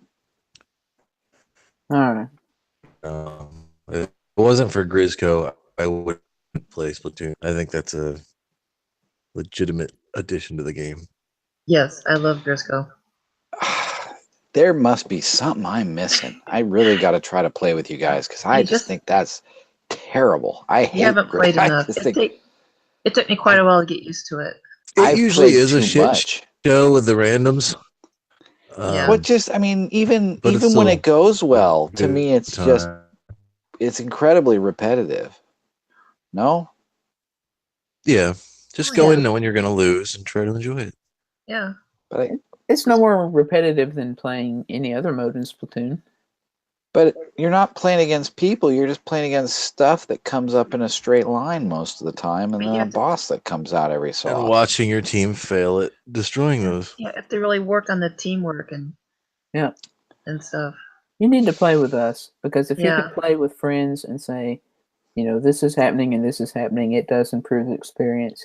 Maybe. I mean, it was even entertaining getting our ass kicked in Rocket League when at least we were all able to laugh. Voice chat makes things better. It does. And besides, we're true professionals. Mr. Grizzly. That's true. So. Yep. Well, if you think the 4 games that are going to sell the Switch are laughable, here's the games that are available that offer Isn't that gameplay. Isn't that the same graphic they used for the last one? Yeah, they like to put those 2 together because those are great games. The thumbs up thing here, I mean, that's saying ARMS is great. I mean, I know that's how you play, but I mean, the thumbs up, your ass grip, they're trying to tell you, thumbs up for ARMS. Don't be deceived. Yeah, thumbs up. It's up. Funzy's game. So the first pillar, the second part is the 4 games that most everyone already has and went to Switch and ARMS. And again, I'll mention that kid that just got ARMS 3 days ago. So, maybe. Who knows? It might sneak up and become a sleeper hit at some point. Kind of doubt it, but it could happen. Once the eSports scene gets a hold of it. Yes. All right. So moving on to the second portion. Another continual stream of titles new to Nintendo platforms. With a picture of one game. Yeah. I like how they mention this here. Publishers with an S that have previously not been seen on Nintendo platforms. Such as Bethesda. That's it. Yeah. Bethesda. We give it to Bethesda because they're supporting it. They're the only ones, the only third party that's put out more than one thing, really, right? I mean, and they are a big deal in the game on other one consoles. AAA Bethesda's a big deal. Yeah. I'm trying to think. That's Capcom's had a couple Resident Evils, but that's not. They were kind of a pair. They should have. But those weren't games that haven't been available on Nintendo platform previously. So. Yeah, that's true. I don't know. It seems odd that they're staking their hopes for year 2, and all they've got is one publisher on board, and it's been a year. Yeah, that seems really odd to me too. LA Noir is Rockstar, and that's, I mean, they've made games before, but not very often. Yeah, that's a very close to be included. They've got a few. Yeah. I mean, they've got a few. Square Enix is putting out something, but it's just that stupid Octopath for now. But right, they're there. It's just it's the toe in the water that we've mentioned before, and we still don't see a big flood yet. Bethesda's the closest. but it's still just a trickle. Yeah. Hopefully, year two. I don't know. So far, what we've seen from what they're planning for year two, I don't know how that's going to attract new publishers. Yeah. I expect we'll see a few things at E3, and I expect we'll see another smattering before Christmas, like we did last year. But I don't think we're going to see any substantial growth. I think we'll see about the same level as we've been seeing. I expected to know a lot more at this point in the year, especially from third parties, since they've had time to be developing. I expected to have a lot more at this point. I expected to have Wolfenstein by now. I expected to have Dark Souls by now, and I expected to have half a dozen other things that haven't materialized. That's really about all. Like that's all we're getting. What else is there? Dark Souls, Wolfenstein, Monster Jam. Is that one people have been clamoring for? No. I mean, that's as far as there's not a whole. We've talked about this week after week, but they must really have something for E3 because they haven't told us shit. They better have a laundry list for E3. Yeah. This must be like, this should be the real launch of the Switch. This should be their new. We got 30 games coming out over the course of the summer, right? But you know how it's and Christmas. It's kind of become a thing of people saying, "Well, is it coming to Switch, or when is this coming to Switch?" So Nintendo could actually end up in other people's E3 presentations this year. When Bethesda does something, they might say, "Oh," and or other publishers have their little things this year. They could actually say, "And it's coming also to Switch."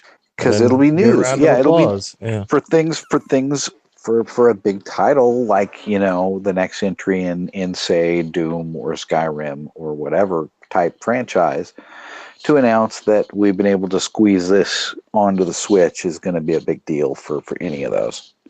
Yeah. That's a good point. And it's definitely what they're into, is getting their IP out there, or just switch name, in fact. Hell, companies might just start doing remasters just so they can say it's going to be on Switch. That's true. Yeah, well, I mean, it would definitely be a motivation at this point. Suddenly, again, and not that Sony was doing so bad on their own anyway, but Nintendo's reinvigorated the gaming industry in a way that really only Nintendo can. The way they did with the Wii, the way they just do every 10 years or so. The thing about Nintendo is everything that happens ends up in the news. That's true. Something weird ass shit like Labo. It's like, no matter any move they make. Well, and here's the thing. And for years they fought that, and then they gradually embraced it, and now they've turned to coldly calculating and controlling that. Right? Yeah. Yeah, it's the thing. Don't tell them anything, and then tell them something. But then it's like the things like the Donkey Kong Country review. That to me tells you how much Nintendo's hand is in those kinds of things where it never used to be, right? Their funky mode might be worth 3 points. You don't know, dude. No, there's kickbacks happening. There's back scratching going on. There's Nintendo's finding ways to make sure that their reviews are going up. Other than, I mean, it's the same exact game. There's nothing new to it. Yeah. I mean, granted, it's a different reviewer, and many people complain that 6 was too low in the first place, but 9 in 2018 for a side-scrolling platformer, nothing's Breath that of good. the Wild 10, Donkey Kong 9. Yeah. Point. Well, rolling on here with the conversation, of course, it wouldn't be Nintendo if they didn't bring up the indies and other small developers. I like that they mention here that the eShop is growing at 10 times the rate as seen on the 3DS. with over 600 titles. Oh, Wow. Because you can easily port mobile titles over. true. Yeah. Unfortunately. It's sad. But Yeah. there is quality, and the ones that they show. SteamWorld Dig 2 is awesome. Shovel Knight's awesome. Golf Story. Golf Story. Binding of Big Isaac's Pass. classic. People love Celeste. Is that Yeah. Fast Racing Neo in there? I think so. I can't read some of these. I don't think that one's still doing quite so hot. I'm kind of surprised that one hasn't been on. You'd think that would be almost perpetually on sale, like being that it was a launch title. You'd think so. But Yeah. I haven't really heard anything about that game since it launched. So, But they also do mention some of the more well-known indie titles that are hanging out on the Switch. And mention the top 3 sellers, which of course are Rocket League and Stardew, over 1 million, and Overcooked at 500,000. So impressive numbers for eShop. I would think Overcooked was even higher as long as it's been in that top best-selling thing. Yep. Yeah. So But yeah, I would say probably everybody that has a Switch has one of those 3 titles, probably. if not multiples. I now Pretty have close. one of them. So Yep. anyway. But moving on, I thought this was an interesting subpoint here before we move on from this.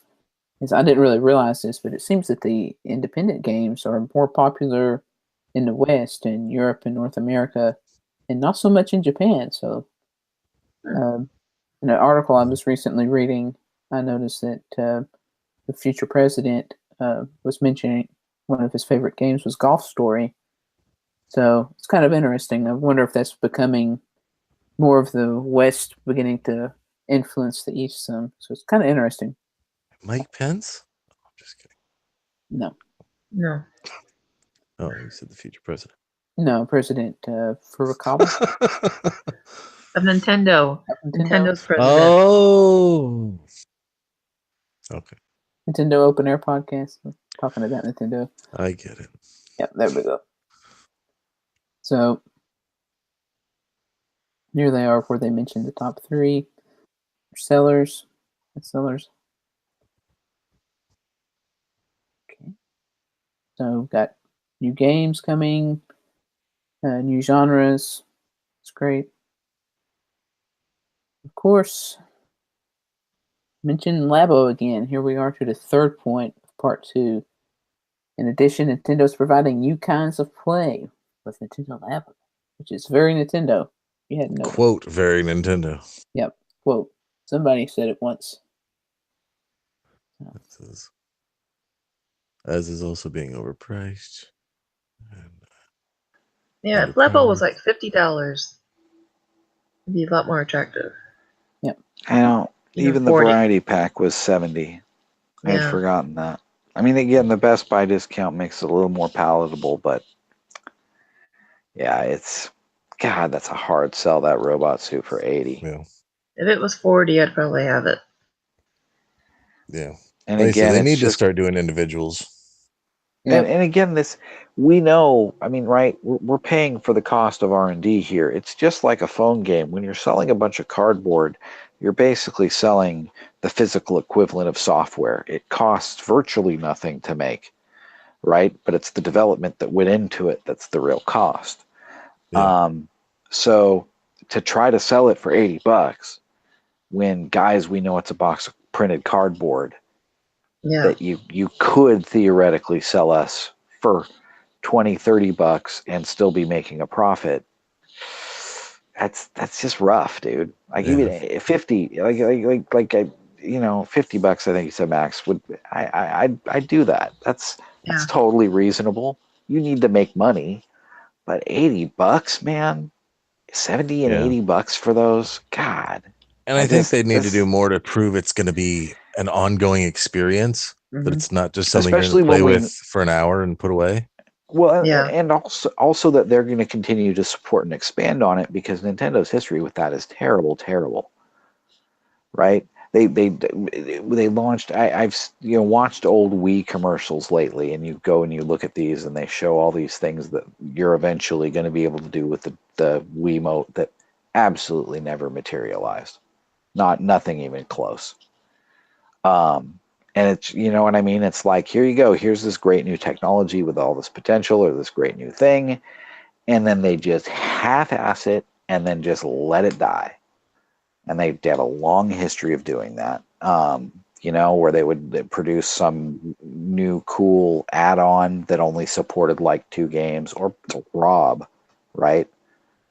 Right. All the way back to Rob. 2 games for Rob, one of which was a joke. And Gyromite was okay. But right, it's just like, and then meh, screw Rob. Like they just gave up on it. So they do this a lot, and I just see them doing the same thing with Labo.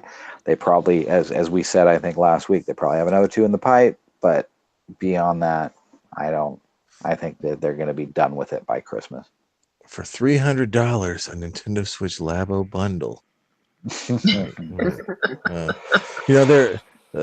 about to get into 3DS territory, and they're always tooting their horn on how great the sales of Mario Kart 7 and New Super Mario Brothers 2 are, because they're bundled with the system.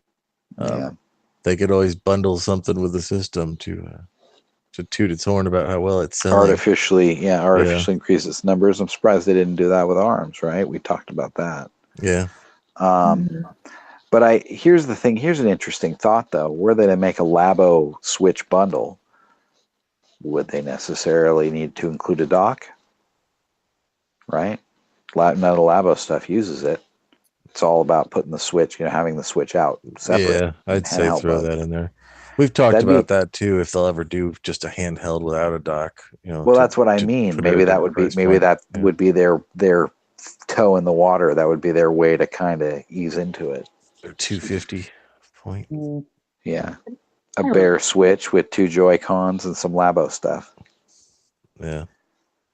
I think that's kind of a stretch. I don't know how Labo It's a total stretch. I'm just spitballing. Yeah. Anyway. Get into that sweet, sweet 3DS, which long live the 3DS. That's right. It definitely has this long life. A system that refuses to die. Do we all still play the Pink Bunny daily? We do. Pretty much, yeah. Thank you very much. And a little bit of shuffle. I'm still very slowly working my way through that last Metroid, like, a chunk at a time. Might as well make it last, because I haven't been there. I haven't been back since I beat it. Yeah, I won't either. Same with Odyssey, man. I haven't been able to motivate myself to go back. But if nothing else, you got to give the 3DS respect. 72 million units. Wow. Yeah, but probably sold to about 20 million people. That's true. I have 2. Everybody's got 2 or 3 at least. I've got 2. Yeah, we've all got. Everybody's got a few. There's all of us. We're and everybody I know, like that I would see, people that I would street pass at that little swap meet thing that collectibles convention I used to go to. Like, you'd see the same people with new 3DSs every so often. Like, there was this one girl that I saw had the Pikachu one for like a year, and then she had an Animal Crossing one, and then she had the Majora's Mask new 3DS one. So, you know what I mean? Like, there's like the random strangers I would see were all doing the same crap we're all doing. So I'm convinced they only ever sold those to like 20 or 30,000 people at most. Now, I really love this next picture, because remember they were just talking about how the Switch at a year old has over 600 titles on Switch. Is that what they were saying? Yep. That's so not a good thing. How long has 3DS been out? It's 2013, right? Or 12? So about 5 years, and it has more than 1,000 titles. So that means Switch is going to surpass it. So that'll tell you the amount of diarrhea on the Switch right now. And in the future. Yeah. I mean, it's already got half the titles of a 5-year-old system. Yeah, no, Nintendo right out of the gate is falling into the exact same trap as every other. Like, every other console and PC and everywhere is suffering this massive, massive glut and all these complaints about how there's so much crap nobody can get found. And then If it Nintendo fits, comes it out of the ships. gate. Yeah, and Nintendo comes out of the gate with, we are going to cram our eShop with so much stuff. It's like, hello, Well, right out of the guys. gate, they were going to curate it and have only the best of the best. Yeah, well, you're right. For the first few months, They were it was going curated. to, or they said they For were the first going month to. or two, and then they're like, we got so much content. We got, and then the touting how many new indies they've got. Well, great, guys. So you're like Steam, like you really want. I mean, like on the Wii U, that was a big deal because that's all there was. You shouldn't have to pack your new fancy console that everybody's buying with that kind of crap again. You know what I'd love to see? I mean, don't get me wrong. There's plenty of great indies out there. We love them, but we've all seen plenty of shitty mobile ports and just crappy indie games. I mean, there's a lot of them out there, and there doesn't seem to be a lot of quality control over here. I want to see somebody average the review scores of every game that's on the Switch right now. Or if you could leave Switch reviews, but yeah, you'd have to add them all up on Metacritic, I guess. That's a very good point. That'd be Like a scary. 2 stars. Probably. And again, context matters as well, because a 5-star phone game is not a 5-star console game. Well, again, with some exceptions, like we were talking about, that Manticore one is very pretty. It's a very nice looking game. That's a cool 3D space shooter, and the reviews are very favorable in terms of its transition from a free to play game to a pay console game. But again, something that's free to play on a phone or $20 on a Switch, ouch, that's a hard sell. Yeah. Do you think this next statement that they're making, where they're going to be leveraging its install base and rich software library, is basically the same as the Switch line of keep playing the games you've got, or basically they've always saying said that. We're going to keep selling you the games that are already out, basically? That's exactly right. That's the nature of the Nintendo Selects line, and that's what they've said from the dawn of history about every aging console. Look at all this great content that we've got for this console. Yeah. Right? They've said that since the NES. When it was on its last legs. And the little infographic they've got of future games is about twice as big or 3 times as big as what their infographic of the games coming to the Switch were. Yep. Yeah. Sushi Striker's still on there next month. Haven't we talking about that for a year now? Yep. Yeah. It's in the coming soon section on the Switch now. So you mean we will all not be picking that one up. Yeah. But WarioWare Gold, has that been mentioned before and I just don't remember it? Yeah, that was in the real direct, the Smash Direct. All right. I think with the Captain Toad one. Yeah, I think all these really were from. I think all of these actually, were from that. Everything the first one there. Game and Wario is one I don't think we'll see ported to the Switch. As a side note, no, some games won't. Like I said, the original, that Mario Tennis for Wii U is dead. Yeah. Well, it's resurrected as Aces. Yeah. Mo, don't you recognize this epic title here? The first one is Dylan's Dead Heat Breakers. Oh, is that what that is? I didn't see the Dylans. I see. Yeah. Which it's kind of odd. I'm a huge fan of the Dylan series. That's an indie title, effectively. Yeah. It's not for me, but somebody out there is pumped, and good for them.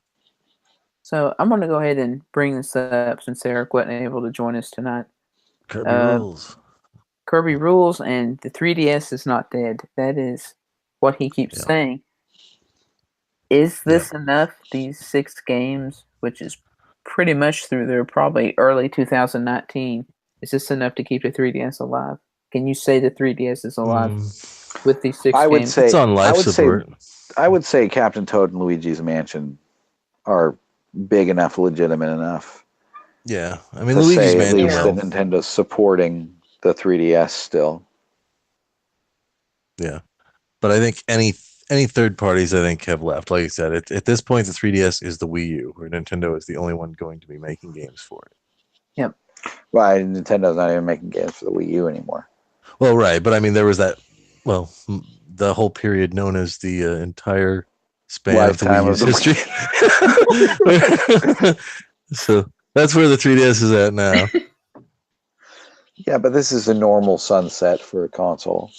Yeah, and that's fine. Like I said, its time has come. It can go out gracefully. I still pick mine up every day and play a little bit with it, but I don't think I don't even spend an hour a day probably on it. You know, or the times that I've actually spent an hour straight playing a game on the 3DS, it's probably been a little while. Maybe when I dusted off Box Boy, Bye Bye Box Boy, and finally completed the last few levels on that a few weeks ago, but I don't really spend any considerable time on it anymore. It's just you pick up and you play your little daily quick games. It's been a long time since I've booted up anything except Badge Arcade and Swap Doodle on occasion. Oh yeah, I forgot about that. That's about it. All right. So we've talked about the struggling community here, or the struggling console here. Now it's time to talk about Nintendo's hopeful future, which is the smart device business. Again, right off the bat, we get this same weird infographic that we had in the previous.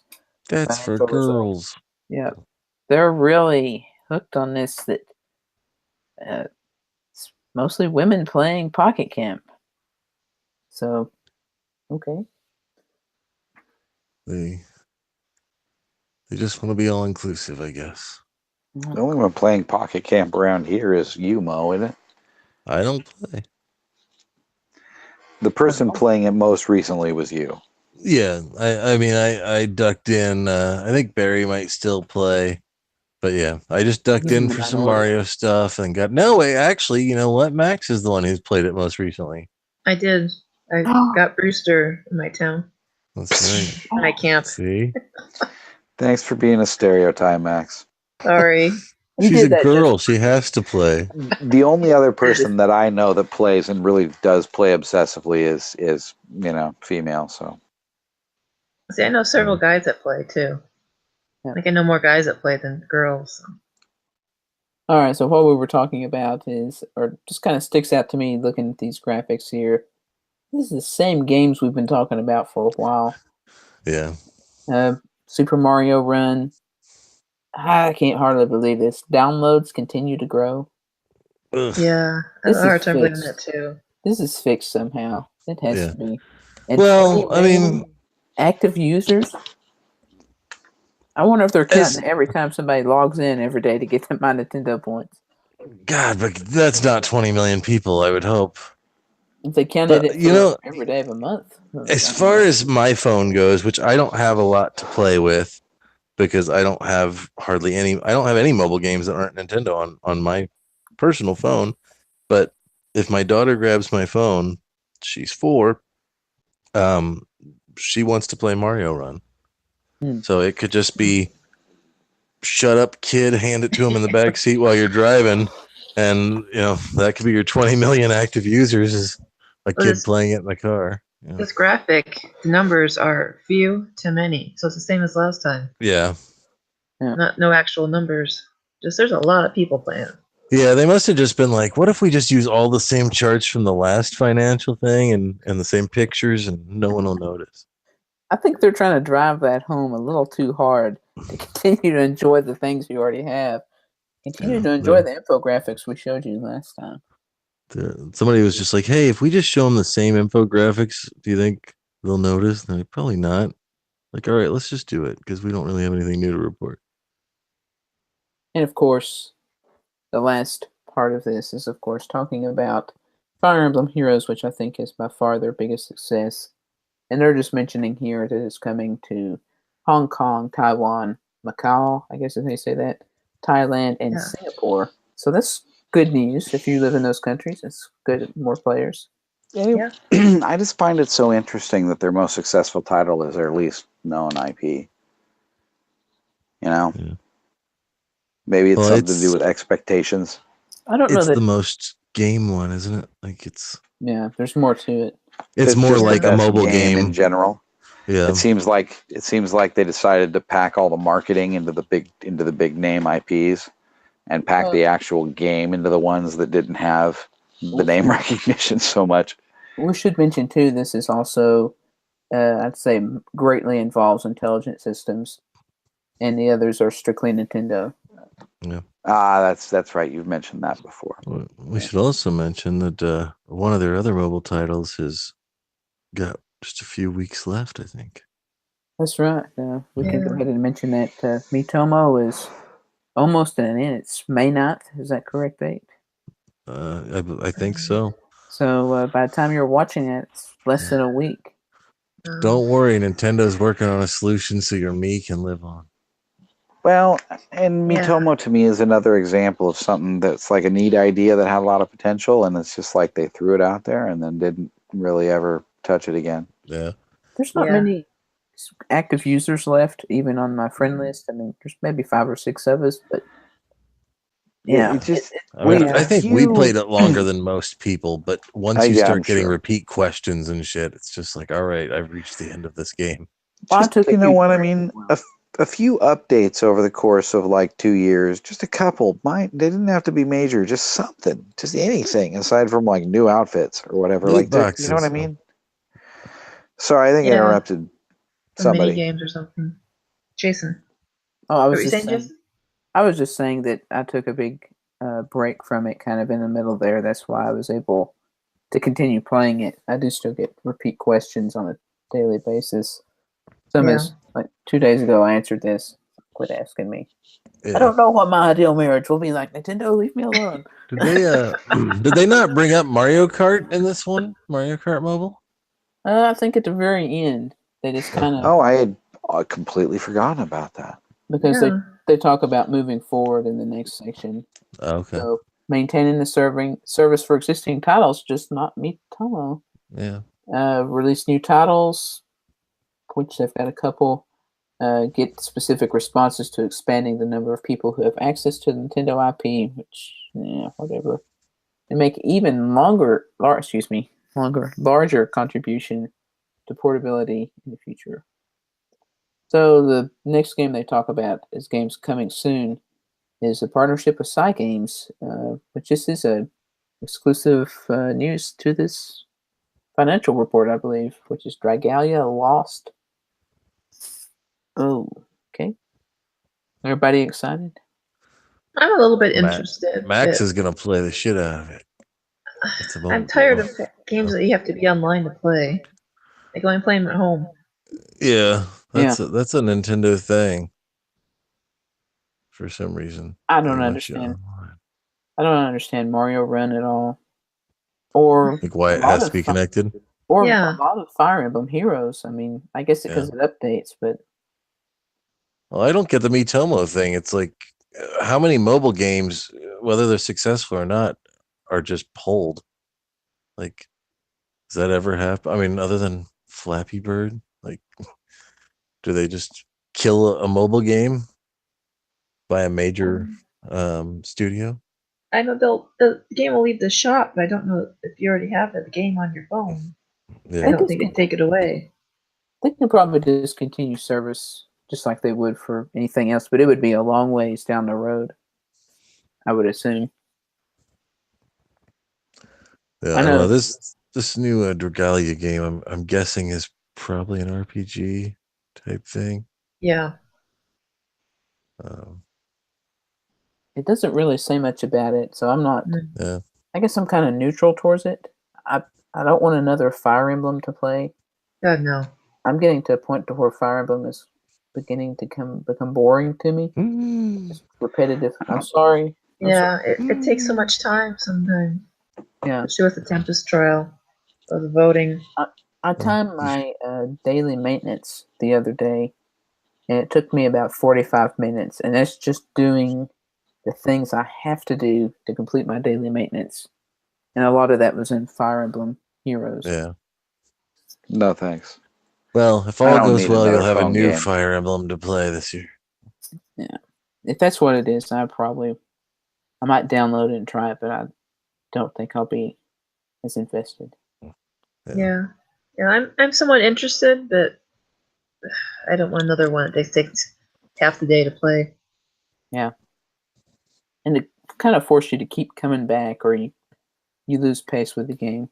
Right. And more importantly, will it have my Nintendo's platinum points associated with it? Fire Emblem Heroes did in a very minor way. It's something you can Yeah. pretty much clear, except for when they updated to Book 2. There was a few added then, but not much. Yeah. You need something to fill that Miitomo gap. I do wonder if the My Nintendo Platinum points, once Miitomo is gone, it's going to drop off severely. Yeah. Because I don't know that many people play Mario Run like they did Miitomo for the points. They're going to have to if they want those wallpapers. But you're talking 10 points a day and a possibility of 50 points once a week. That's not a lot. So, yeah.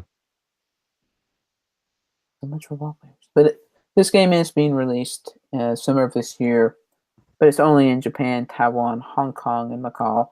So hopefully that will be coming pretty soon to North America and Europe. Yeah. Well, it says it will launch in North America and Europe as well. Yeah. Hopefully not next year. Hopefully this year. And it does give me hope that both companies will jointly operate the game. That's worked very well with Fire Emblem Heroes. So yeah. Anyway. We'll see.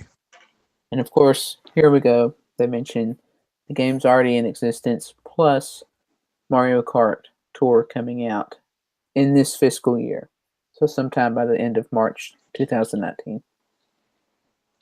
Does anyone here believe that's not going to suck? Mm-hmm. I didn't think so. Mm-mm.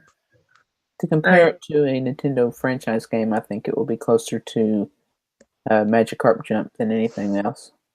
Yeah. You notice they never mention their Yeah, great Nintendo app. They don't mention Magikarp either. That's Magikarp, true. or the other Pokemon game, which always the title excludes me or eludes me. Battle, whatever. Something Something. bad. Pokemon Go. Pokemon Go. But they do mention Pokemon Go on occasion. Yeah. But there's another one where you move figures. I Yeah, actually it's played it like for a some while, weird thing. but it was just too much to keep up with daily. It was fun. Kind of wish I'd have kept it instead of some of the others, maybe. Mario Run. Yeah, Mario Run is a very good one, yeah. All right. So during the fiscal year, March 2019, ending in March 2019, they're going to derive results by positioning Nintendo Switch, which is expanding its installed base, as the core of our business, as well as through continuation in the Nintendo 3DS business and expanding the smart device business. So, just in summary, and they do mention here at the end as the last bit of news, video game trade show E3 will be held in Los Angeles this June. Again this year, Nintendo will not be hosting a large-scale press conference. Thank you for going ahead and saying this, Nintendo, so I don't have to listen to it on Twitter for the next 2 months. Will they have a full-scale presentation? Of course, we still don't know if it's going to be another 20-minute or 24-minute presentation or what they actually are going to do. Yeah. But I'd say you can expect a brief thing and then 3 days of Treehouse. Yep. And the tournaments. And the tournaments, yeah. Smash and Splatoon 2. Yep. No arms. No arms this year. Didn't make the cut this year, unfortunately. I They think just couldn't find 8 people that played. And presumably some surprise. Yeah. All right. Well, this wraps up the presentation, so hopefully it's been as fun to watch as it has for us to watch it as well. We got some other news we want to cover this week that is sort of related to the presentation. The biggest news being the executive shuffle going on at Nintendo Japan and Nintendo of Europe.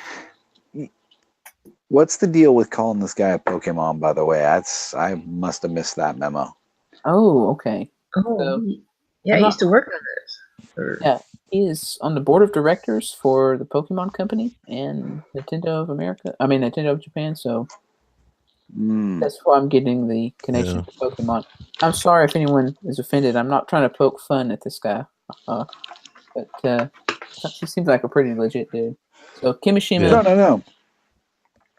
I mean, I just didn't know what the Pokemon reference was. I didn't realize he came from the Pokemon Company. Obviously, I haven't been following it, but I just hope that having come from the Pokemon Company, I'm hoping that he's a little more Iwata-esque.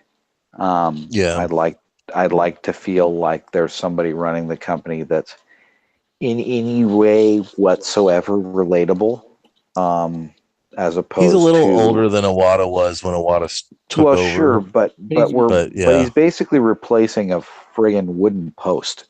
Yeah. So I mean, he doesn't have far to go to be more likable, right?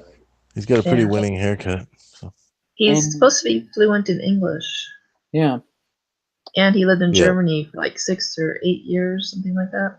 So. He had a long stint with Nintendo of Europe there, so. So he's probably a David Hasselhoff fan. Probably. He might secretly be David Hasselhoff, and we just don't know it. Yeah. Having undergone severe reconstruction surgery to. He looks very Iwata from his hair, his glasses, and his hair. But he came out and said, he grew up with Famicom. So he is at least somebody who's played the games, unlike Kimishima, who has just heard of video games. Yeah. So I mean, he's seen the grandchildren play them. Yeah, I mean, so this guy at least can somewhat approach it from the position of a consumer. That's what I mean. He doesn't have far to go to be more relatable. And I would really hope that there is a little bit more of a consumer friendly mindset returning to the company now, because we know that that's not been the case. And we know that Kimishima was in to really right the ship and get the financials right. Yeah. So hopefully now there's, we're not, taking the dick as customers anymore, or at least not as badly as we have been with so many of these things. Or maybe hopefully this Christmas we'll get Ultra Mario Odyssey. A full price re-release. Yeah. It would be Ultra Shiny Mario Odyssey. Yeah, there we go. Yeah, I just, I want the old Nintendo back, or at least some semblance of it. Well, I feel like I'm dealing with Sony or Microsoft now. I feel like, you know what I mean? I feel like the reason I was a Nintendo fan over those other companies, I feel like that reason is shrinking. Yeah. Well, I was saying earlier, there was a little quote from him where he was talking about, how he looks forward to working with legends like Shigeru Miyamoto, and he respects Miyamoto, but then like in the same breath he said, but I will make decisions based on what's good for the company, which to me was basically like saying, I respect you and whatever, but doesn't mean I have to listen to you. I'm your boss. To me, the most exciting thing, and we should say his name, since we're just talking about this guy that is not the Pokemon. Can we pronounce it? Oh. Yeah, Shintaro Furukawa. So the most exciting thing to me is he did grow up playing the Famicom. So he's like one of us. He's kind of a gamer. As I said, he's the first person not born before video games existed. So he's very much our generation, and I think it's going to be good things for Nintendo. And he speaks English, so maybe we'll get to actually hear from him, and I think that will be good as well. He could do directs. Yeah. No. Furukawa asks. He can dance on stage with Reggie. As a figurehead in public face, anything would be better than what they had before. But as a president, we'll see. Yeah. Although Kimishima, did fine. He always said from the jump that he was just an interim. I don't know if I ever really had any expectations for Kimishima as far as I almost thought like he might just hang around for, a couple months until they figured out who else they were going to put in there. Yeah, Yeah. I guess I figured a year or two, and it was a little longer than that, but he did fine. I mean, obviously, he probably had a lot of help, but Nintendo's in a good place. It's sort of like retire, like when one of those football players or basketball players wins a championship and then retires. It's like you might as well go out on top. Well, we also don't know, right, again, how much of this was already in the air when he came in. Yeah. A lot of this he might have just been riding it out. They might have said, Furukawa's under contract for a few more years. Kimishima, can you step up? Well, no, I don't mean that so much. I just mean, we don't necessarily know that anything new was done under him per se.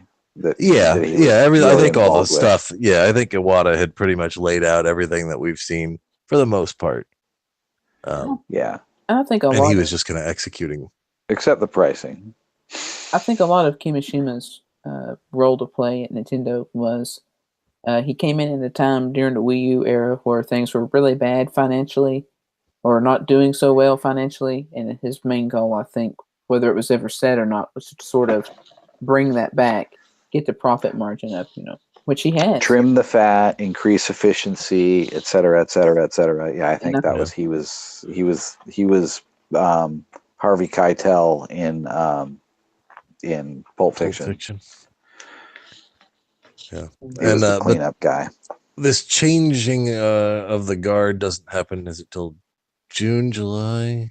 Well, the way I understand this, Kimishima will step down in June, but he's not officially. Because that's fiscal year, right? No, it's not on that time scale. No time frame. As far as I know, the new president has not been approved by the board yet. So after that goes through, then he will take over in July. So kind of cool. And I look forward to seeing what he does. The other big movement here was Satoru Shibata, which is president of Nintendo of Europe. He will be leaving NOE for a more global role, and they have not announced a replacement there. Yeah. So. Wait, you said he was in Europe, but he's leaving NOA? Or you say NOE? NOE. Oh, you said NOE. All right. So, kind of it's kind of like the Reggie of Europe, basically. Yeah, and I think European people, or European Nintendo fans, look pretty favorably on him. I think he's done a good job there, from what I've heard. Yeah, and I don't know how directly they are involved, but as far as marketing promotions go, we're always envious of the ones that they do over there. Yeah. The freebies, the giveaways, the special editions, the events, the Metroid keychains, the Club Nintendo and My Nintendo stuff. Like, it's always been way cooler over there, and I don't know how much he would be involved in that or not, but I guess, we'll have to see. The violations of consumer laws. Maybe he's getting at it. He's like, I'm tired of this. They want to sue us. I'm leaving. Yeah. But we did have a couple other shuffling going around. A couple of board members retired, and some names you probably recognize. Yoshiaki Koizumi, we all know the android, and Takashi Tezuka, who has also been in the limelight a few times. So they're both moving up to official board members. And since this him from the Yoshi's Woolly World presentation a few years ago. Yeah. Or the Yarn Yoshi. Seems like a nice guy. So yeah, some big movements going on, and just these movements have brought up Nintendo's stock by 2%. So, booyah! It's going down. All right. Moving on to I know this is a long episode, so thanks for hanging in there with us. We got one more section to rumble through here. As a side note on that last topic, I think it's a case right now where Nintendo can do no wrong, and just about anything they announce sends their stock up. Like anything they say, people go, "Oh, that must be a good thing." They're killing it right now. I'm just speculating, but sorry, go ahead, Jason. Yeah, I think it's definitely a positive thing, and or at least putting out positive vibes. One thing sorry, go ahead. Especially to people that are like investing in Nintendo and things. It's a good time to have your head in that. Yeah. One thing they did reiterate is they're still calling this 20 million for this year. Yeah. They did mention that as well in their financial thing. So and as we speculated, that's gotta mean Yeah. something bigger than Smash. Yeah. Yeah. So, That's gotta mean Pokemon. That's the only to me that's the only thing it could mean. They've got to be betting on something even bigger than Smash, and the only thing that I can think of that's even bigger than Smash. I know you guys are big Animal Crossing fans, but I don't think that's bigger than Smash. Pokemon is though. Furukawa, I just wonder, him being involved with the Pokemon company. I wonder if that's going to mean Pokemon is going to take a more central role at Nintendo, or have a bigger role. I don't know how it could at some point. Yeah, I was gonna say it'd be harder. It'd be hard to do if they've already got the Pikachu hardware, Detective Pikachu, oversized amiibos, 1 or 2 games, virtual console stuff coming out.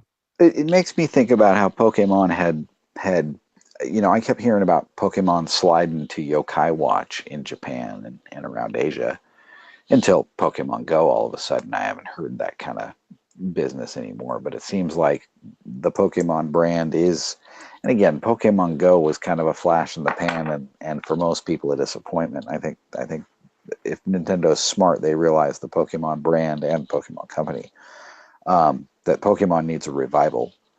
And I think the way to do it is a proper full reboot on the Switch. It can't just be another Pokemon game that happens to be HD now. It can't be like Ultra Sun and Moon on the Switch. I think people will reject that. Yeah. It needs to be a full reboot. It needs to have very involved online features. In my opinion, it needs to be an MMO effectively, or some semblance of one. Right, Pokemon has been the definitive social RPG experience since its inception. Right, the trading and battling of Pokemon is core to that franchise, has always been. And it's time to finally, I mean, you know what I mean? They've taken all these little online steps, and it's great on the existing games, but it's still stuck in, like, it's on the 3DS. It's still stuck in like a pre-2000 era. Would you agree, Jason? I think you're the only other person in the group here that's played a lot of Pokemon recently, unless I'm missing something, Max, with you. No, it's been quite a while since I played. But right, Jason, you agree, even in the more recent games, the online features, they're fun, but they're incredibly limited, and they're not significantly, there's not significantly more to do with them than there were in the DS versions a dozen years ago.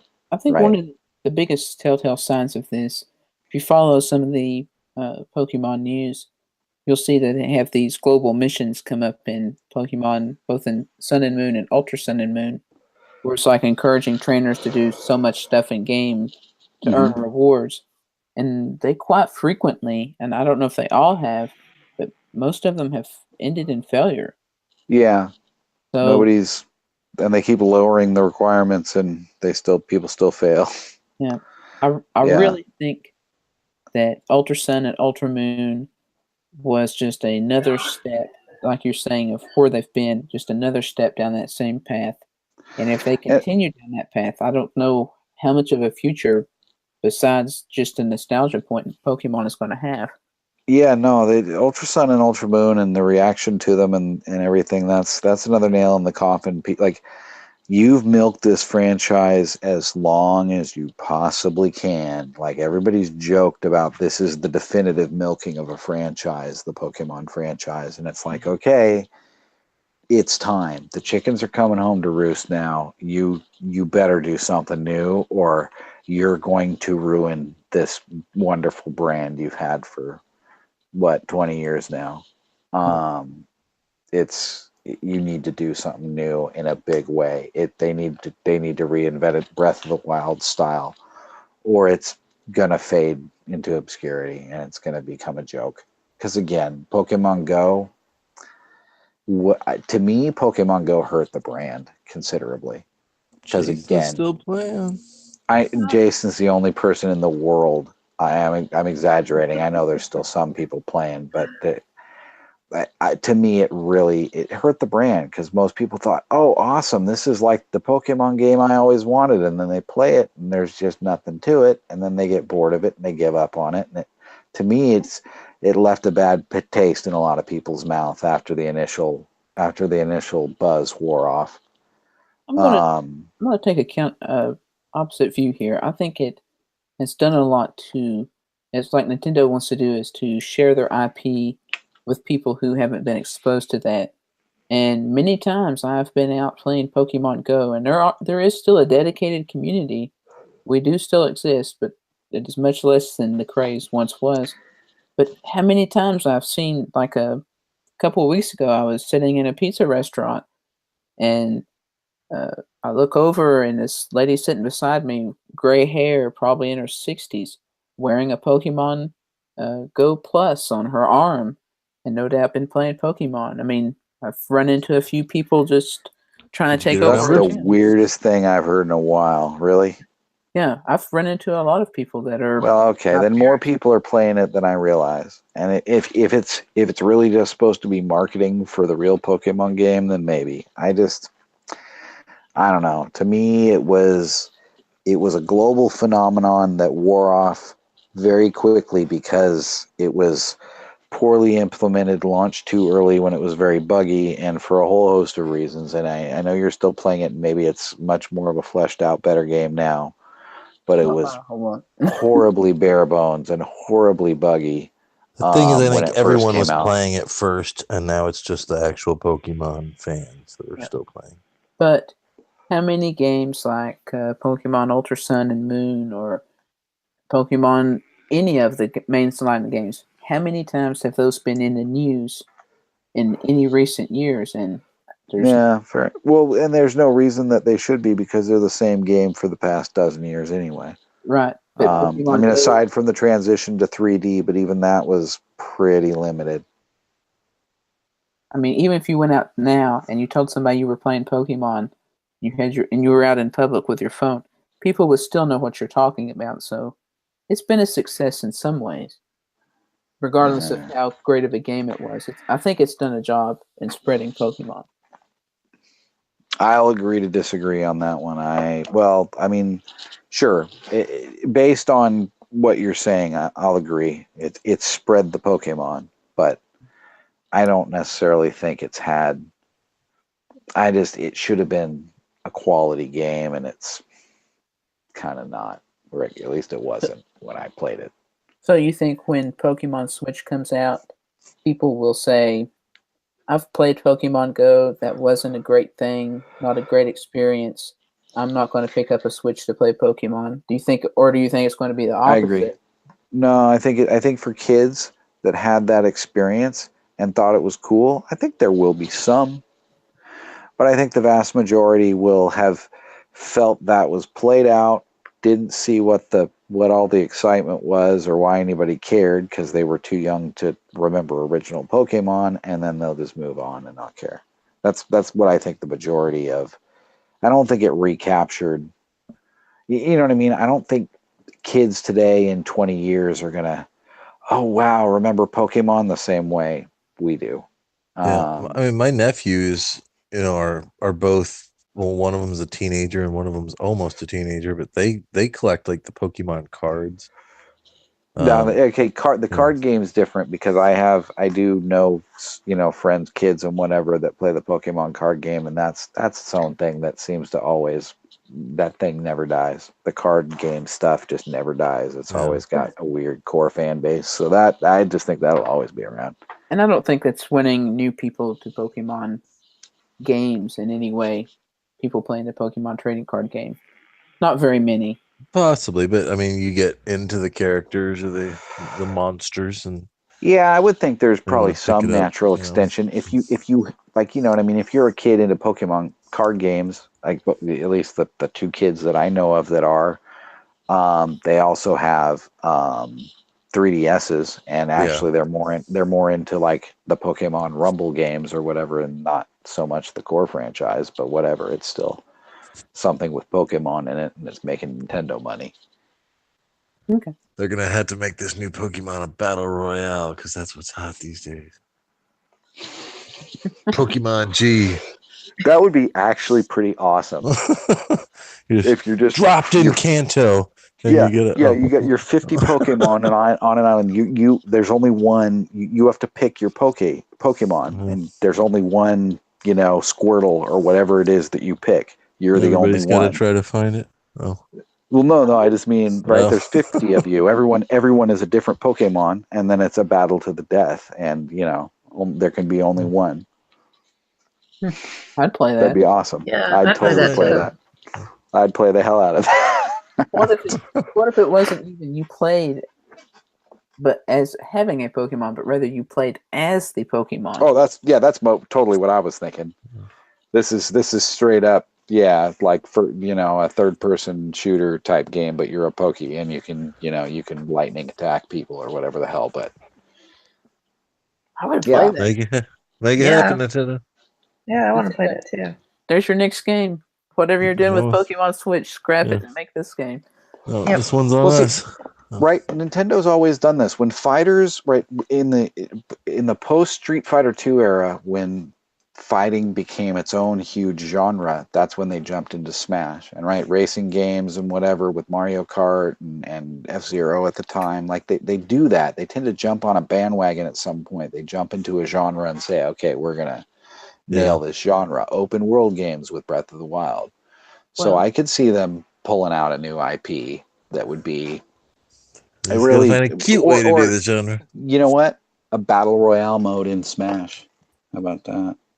Oh, that's their big deluxe addition to the new Smash would be a battle royale mode because it's already got all the character models and whatever. It's not Pokemon, but yeah, some sort of battle royale mode in Smash. I could sort of see something like that. I think they need to have their own game for a battle royale game. They need to have either a new IP or you're right. They really would. Like a Splatoon. Something like Splatoon. Yeah, it would have to be cutesy, Nintendo-y characters, and I think it would sell like crazy. I think it would be great. Well, but here's the thing that Nintendo. It would take them 5 years to do it, and then in this modern environment, that may in the 90s, 5 years late was still okay, but nowadays 5 years late, people have moved on. I think. Yeah, they'll be on to the next thing. So I don't know. Like if they had something out of the gate, like how long did it take them to do a competitive shooter, for God's sakes? Like a decade? Yeah. Couple decades. So I, maybe they could do a battle royale mode for Splatoon.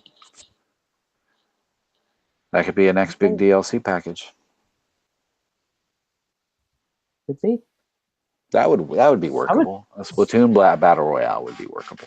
Yeah, they could build something out of that. Smash, I don't know what the hell I was thinking. There's no real 3D anything in there. That's all 2D. Yeah, pretty much. That could be a great rank mode or replace Splatfest. I'd go for that. Yeah, but here's the other thing. We don't know if they're capable of handling anything more than 8 people, in a map, and we know the maps aren't all that big. That's true. We don't know what their online servers are like still. We'll just have to see, but they'd be remiss to not at least be looking into it. But they'd have to turn around something relatively quickly. Maybe they'd have some existing IP, like, we got all these characters built. We just haven't quite figured out what kind of game to put them into yet. Right? The way they. I still think they're going to put PUBG out on Switch. I know there's been rumors. I think it's going to happen. The mobile version, at least. I think so. I think Fortnite, and you know how they tend to just put out a bunch of fireman games all at the same time, or pool Yeah. games all at the same time. I think they'll put out Fortnite and PUBG right around the same time. Yeah. I bet. Are these done by independent developers, or are they done by bigger studios? Yeah, they're indies, I think. All right. PUBG is definite indie. Fortnite, I thought, was kind of someone that had some sort of name to them. Now, The other big thing about Fortnite is it's a free to play.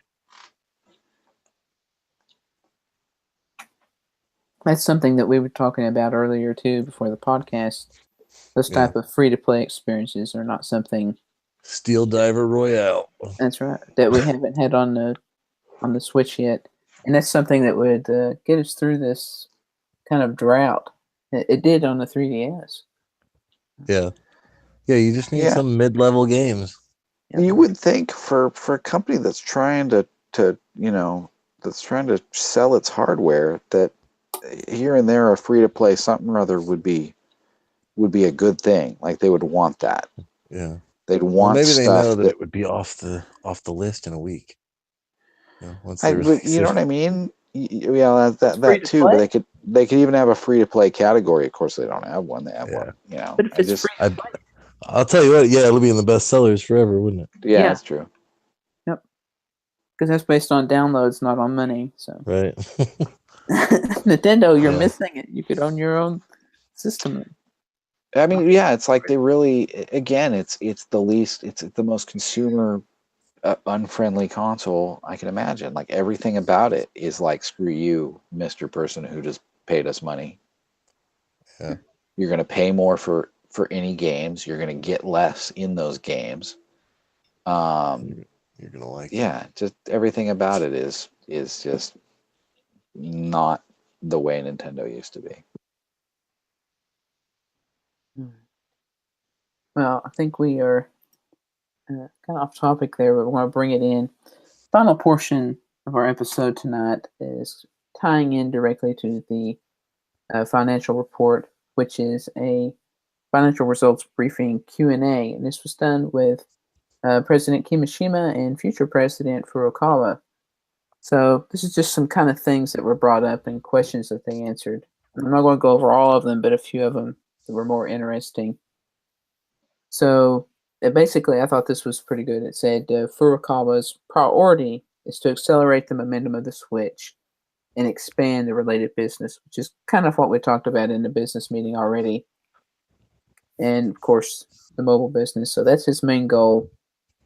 That's what they've kind of already said. So, let's see.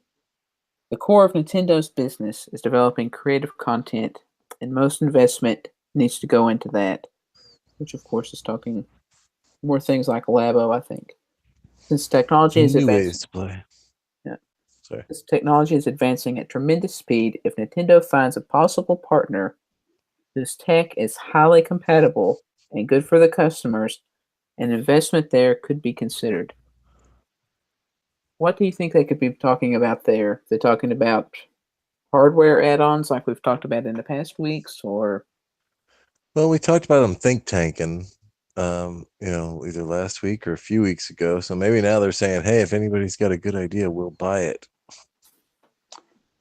Crowdsourcing, crowdsourcing concepts, and I think they're thinking again of, they want it to do everything that your phone doesn't. So they're thinking anything from Labo to robot walking legs and everything in between. They just, what else can we do? How else can we sell this? How else can we make people want to buy this? What else can I think people they're give saying us we're out money of for? ideas. Yeah.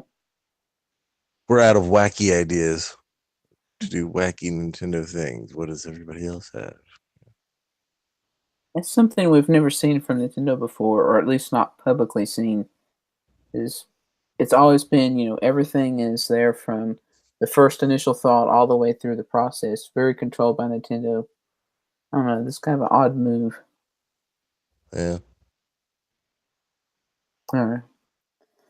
So I thought this was a kind of an interesting point on Kimishima, and I guess we can kind of answer this. So On retirement, Kimishima said that his primary role was to bring the Switch to market and deliver to customers in a way that was envisioned. His secondary role was to change the executive system in order to quickly execute projects that the members of management have been considering while creating mechanics which will allow for the new generation to do well.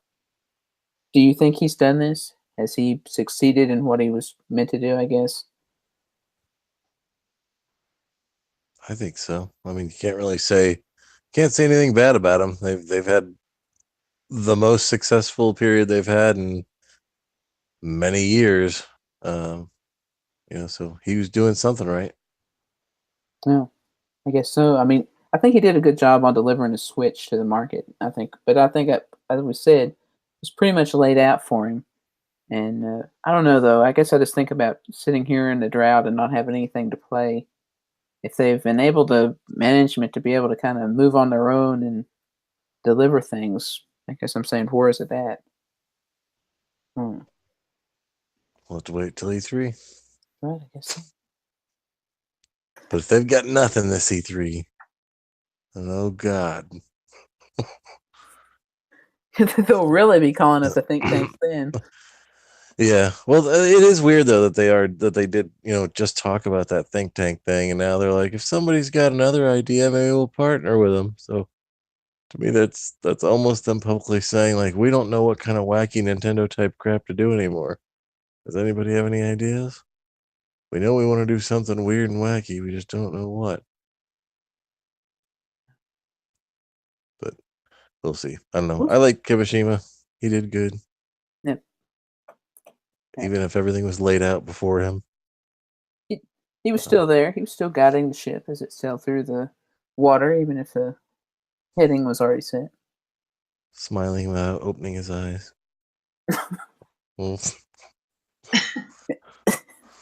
The very unnatural forced smile. Yeah. Oh, I always remember him. That's for damn sure. I feel like somebody has a little bug in his ear saying something like yen, yen, lots of yen, and he's like, I'll smile about that. More yen. Yeah. All right. So next point is about 3DS, and I think this is kind of an interesting point. So they expect the demand for the 3DS to continue in the next fiscal year, especially among parents. The reason behind this I thought was weird. The rich library and the price that is easy to afford to parents who want to buy the console for their children. The 3DS will continue to sell. The situation may change if the Switch can transition from one per household to one per person, but the Switch won't have a price that many parents can afford, paying for all of their children to have one anytime soon. Yeah. So it's kind of saying the 3DS is the poor man's Switch. Basically, I think it always was the poor man's whatever, but I mean, a billion times, $80 is great for a 2DS. yeah. Still doubt 2DS XLs are flying off the shelves anywhere. But it's pretty, as far as consoles go, it's definitely the cheapest thing to get a kid into. If I had a kid that I wanted to get him a game thing, that would be it. Yep, definitely. I believe Barry has mentioned a frequent guest on the show, if you don't remember him, but he's mentioned, I believe he recently bought one for his son. So definitely people are still getting them for children. If my daughter were the right age, I totally would, and it would be like, oh, there's so many good games you got to play. They really are. They really are. They're not kidding when they say it's got a rich library. I mean, there's a lot of gems there. Most of them are ending up on Switch now.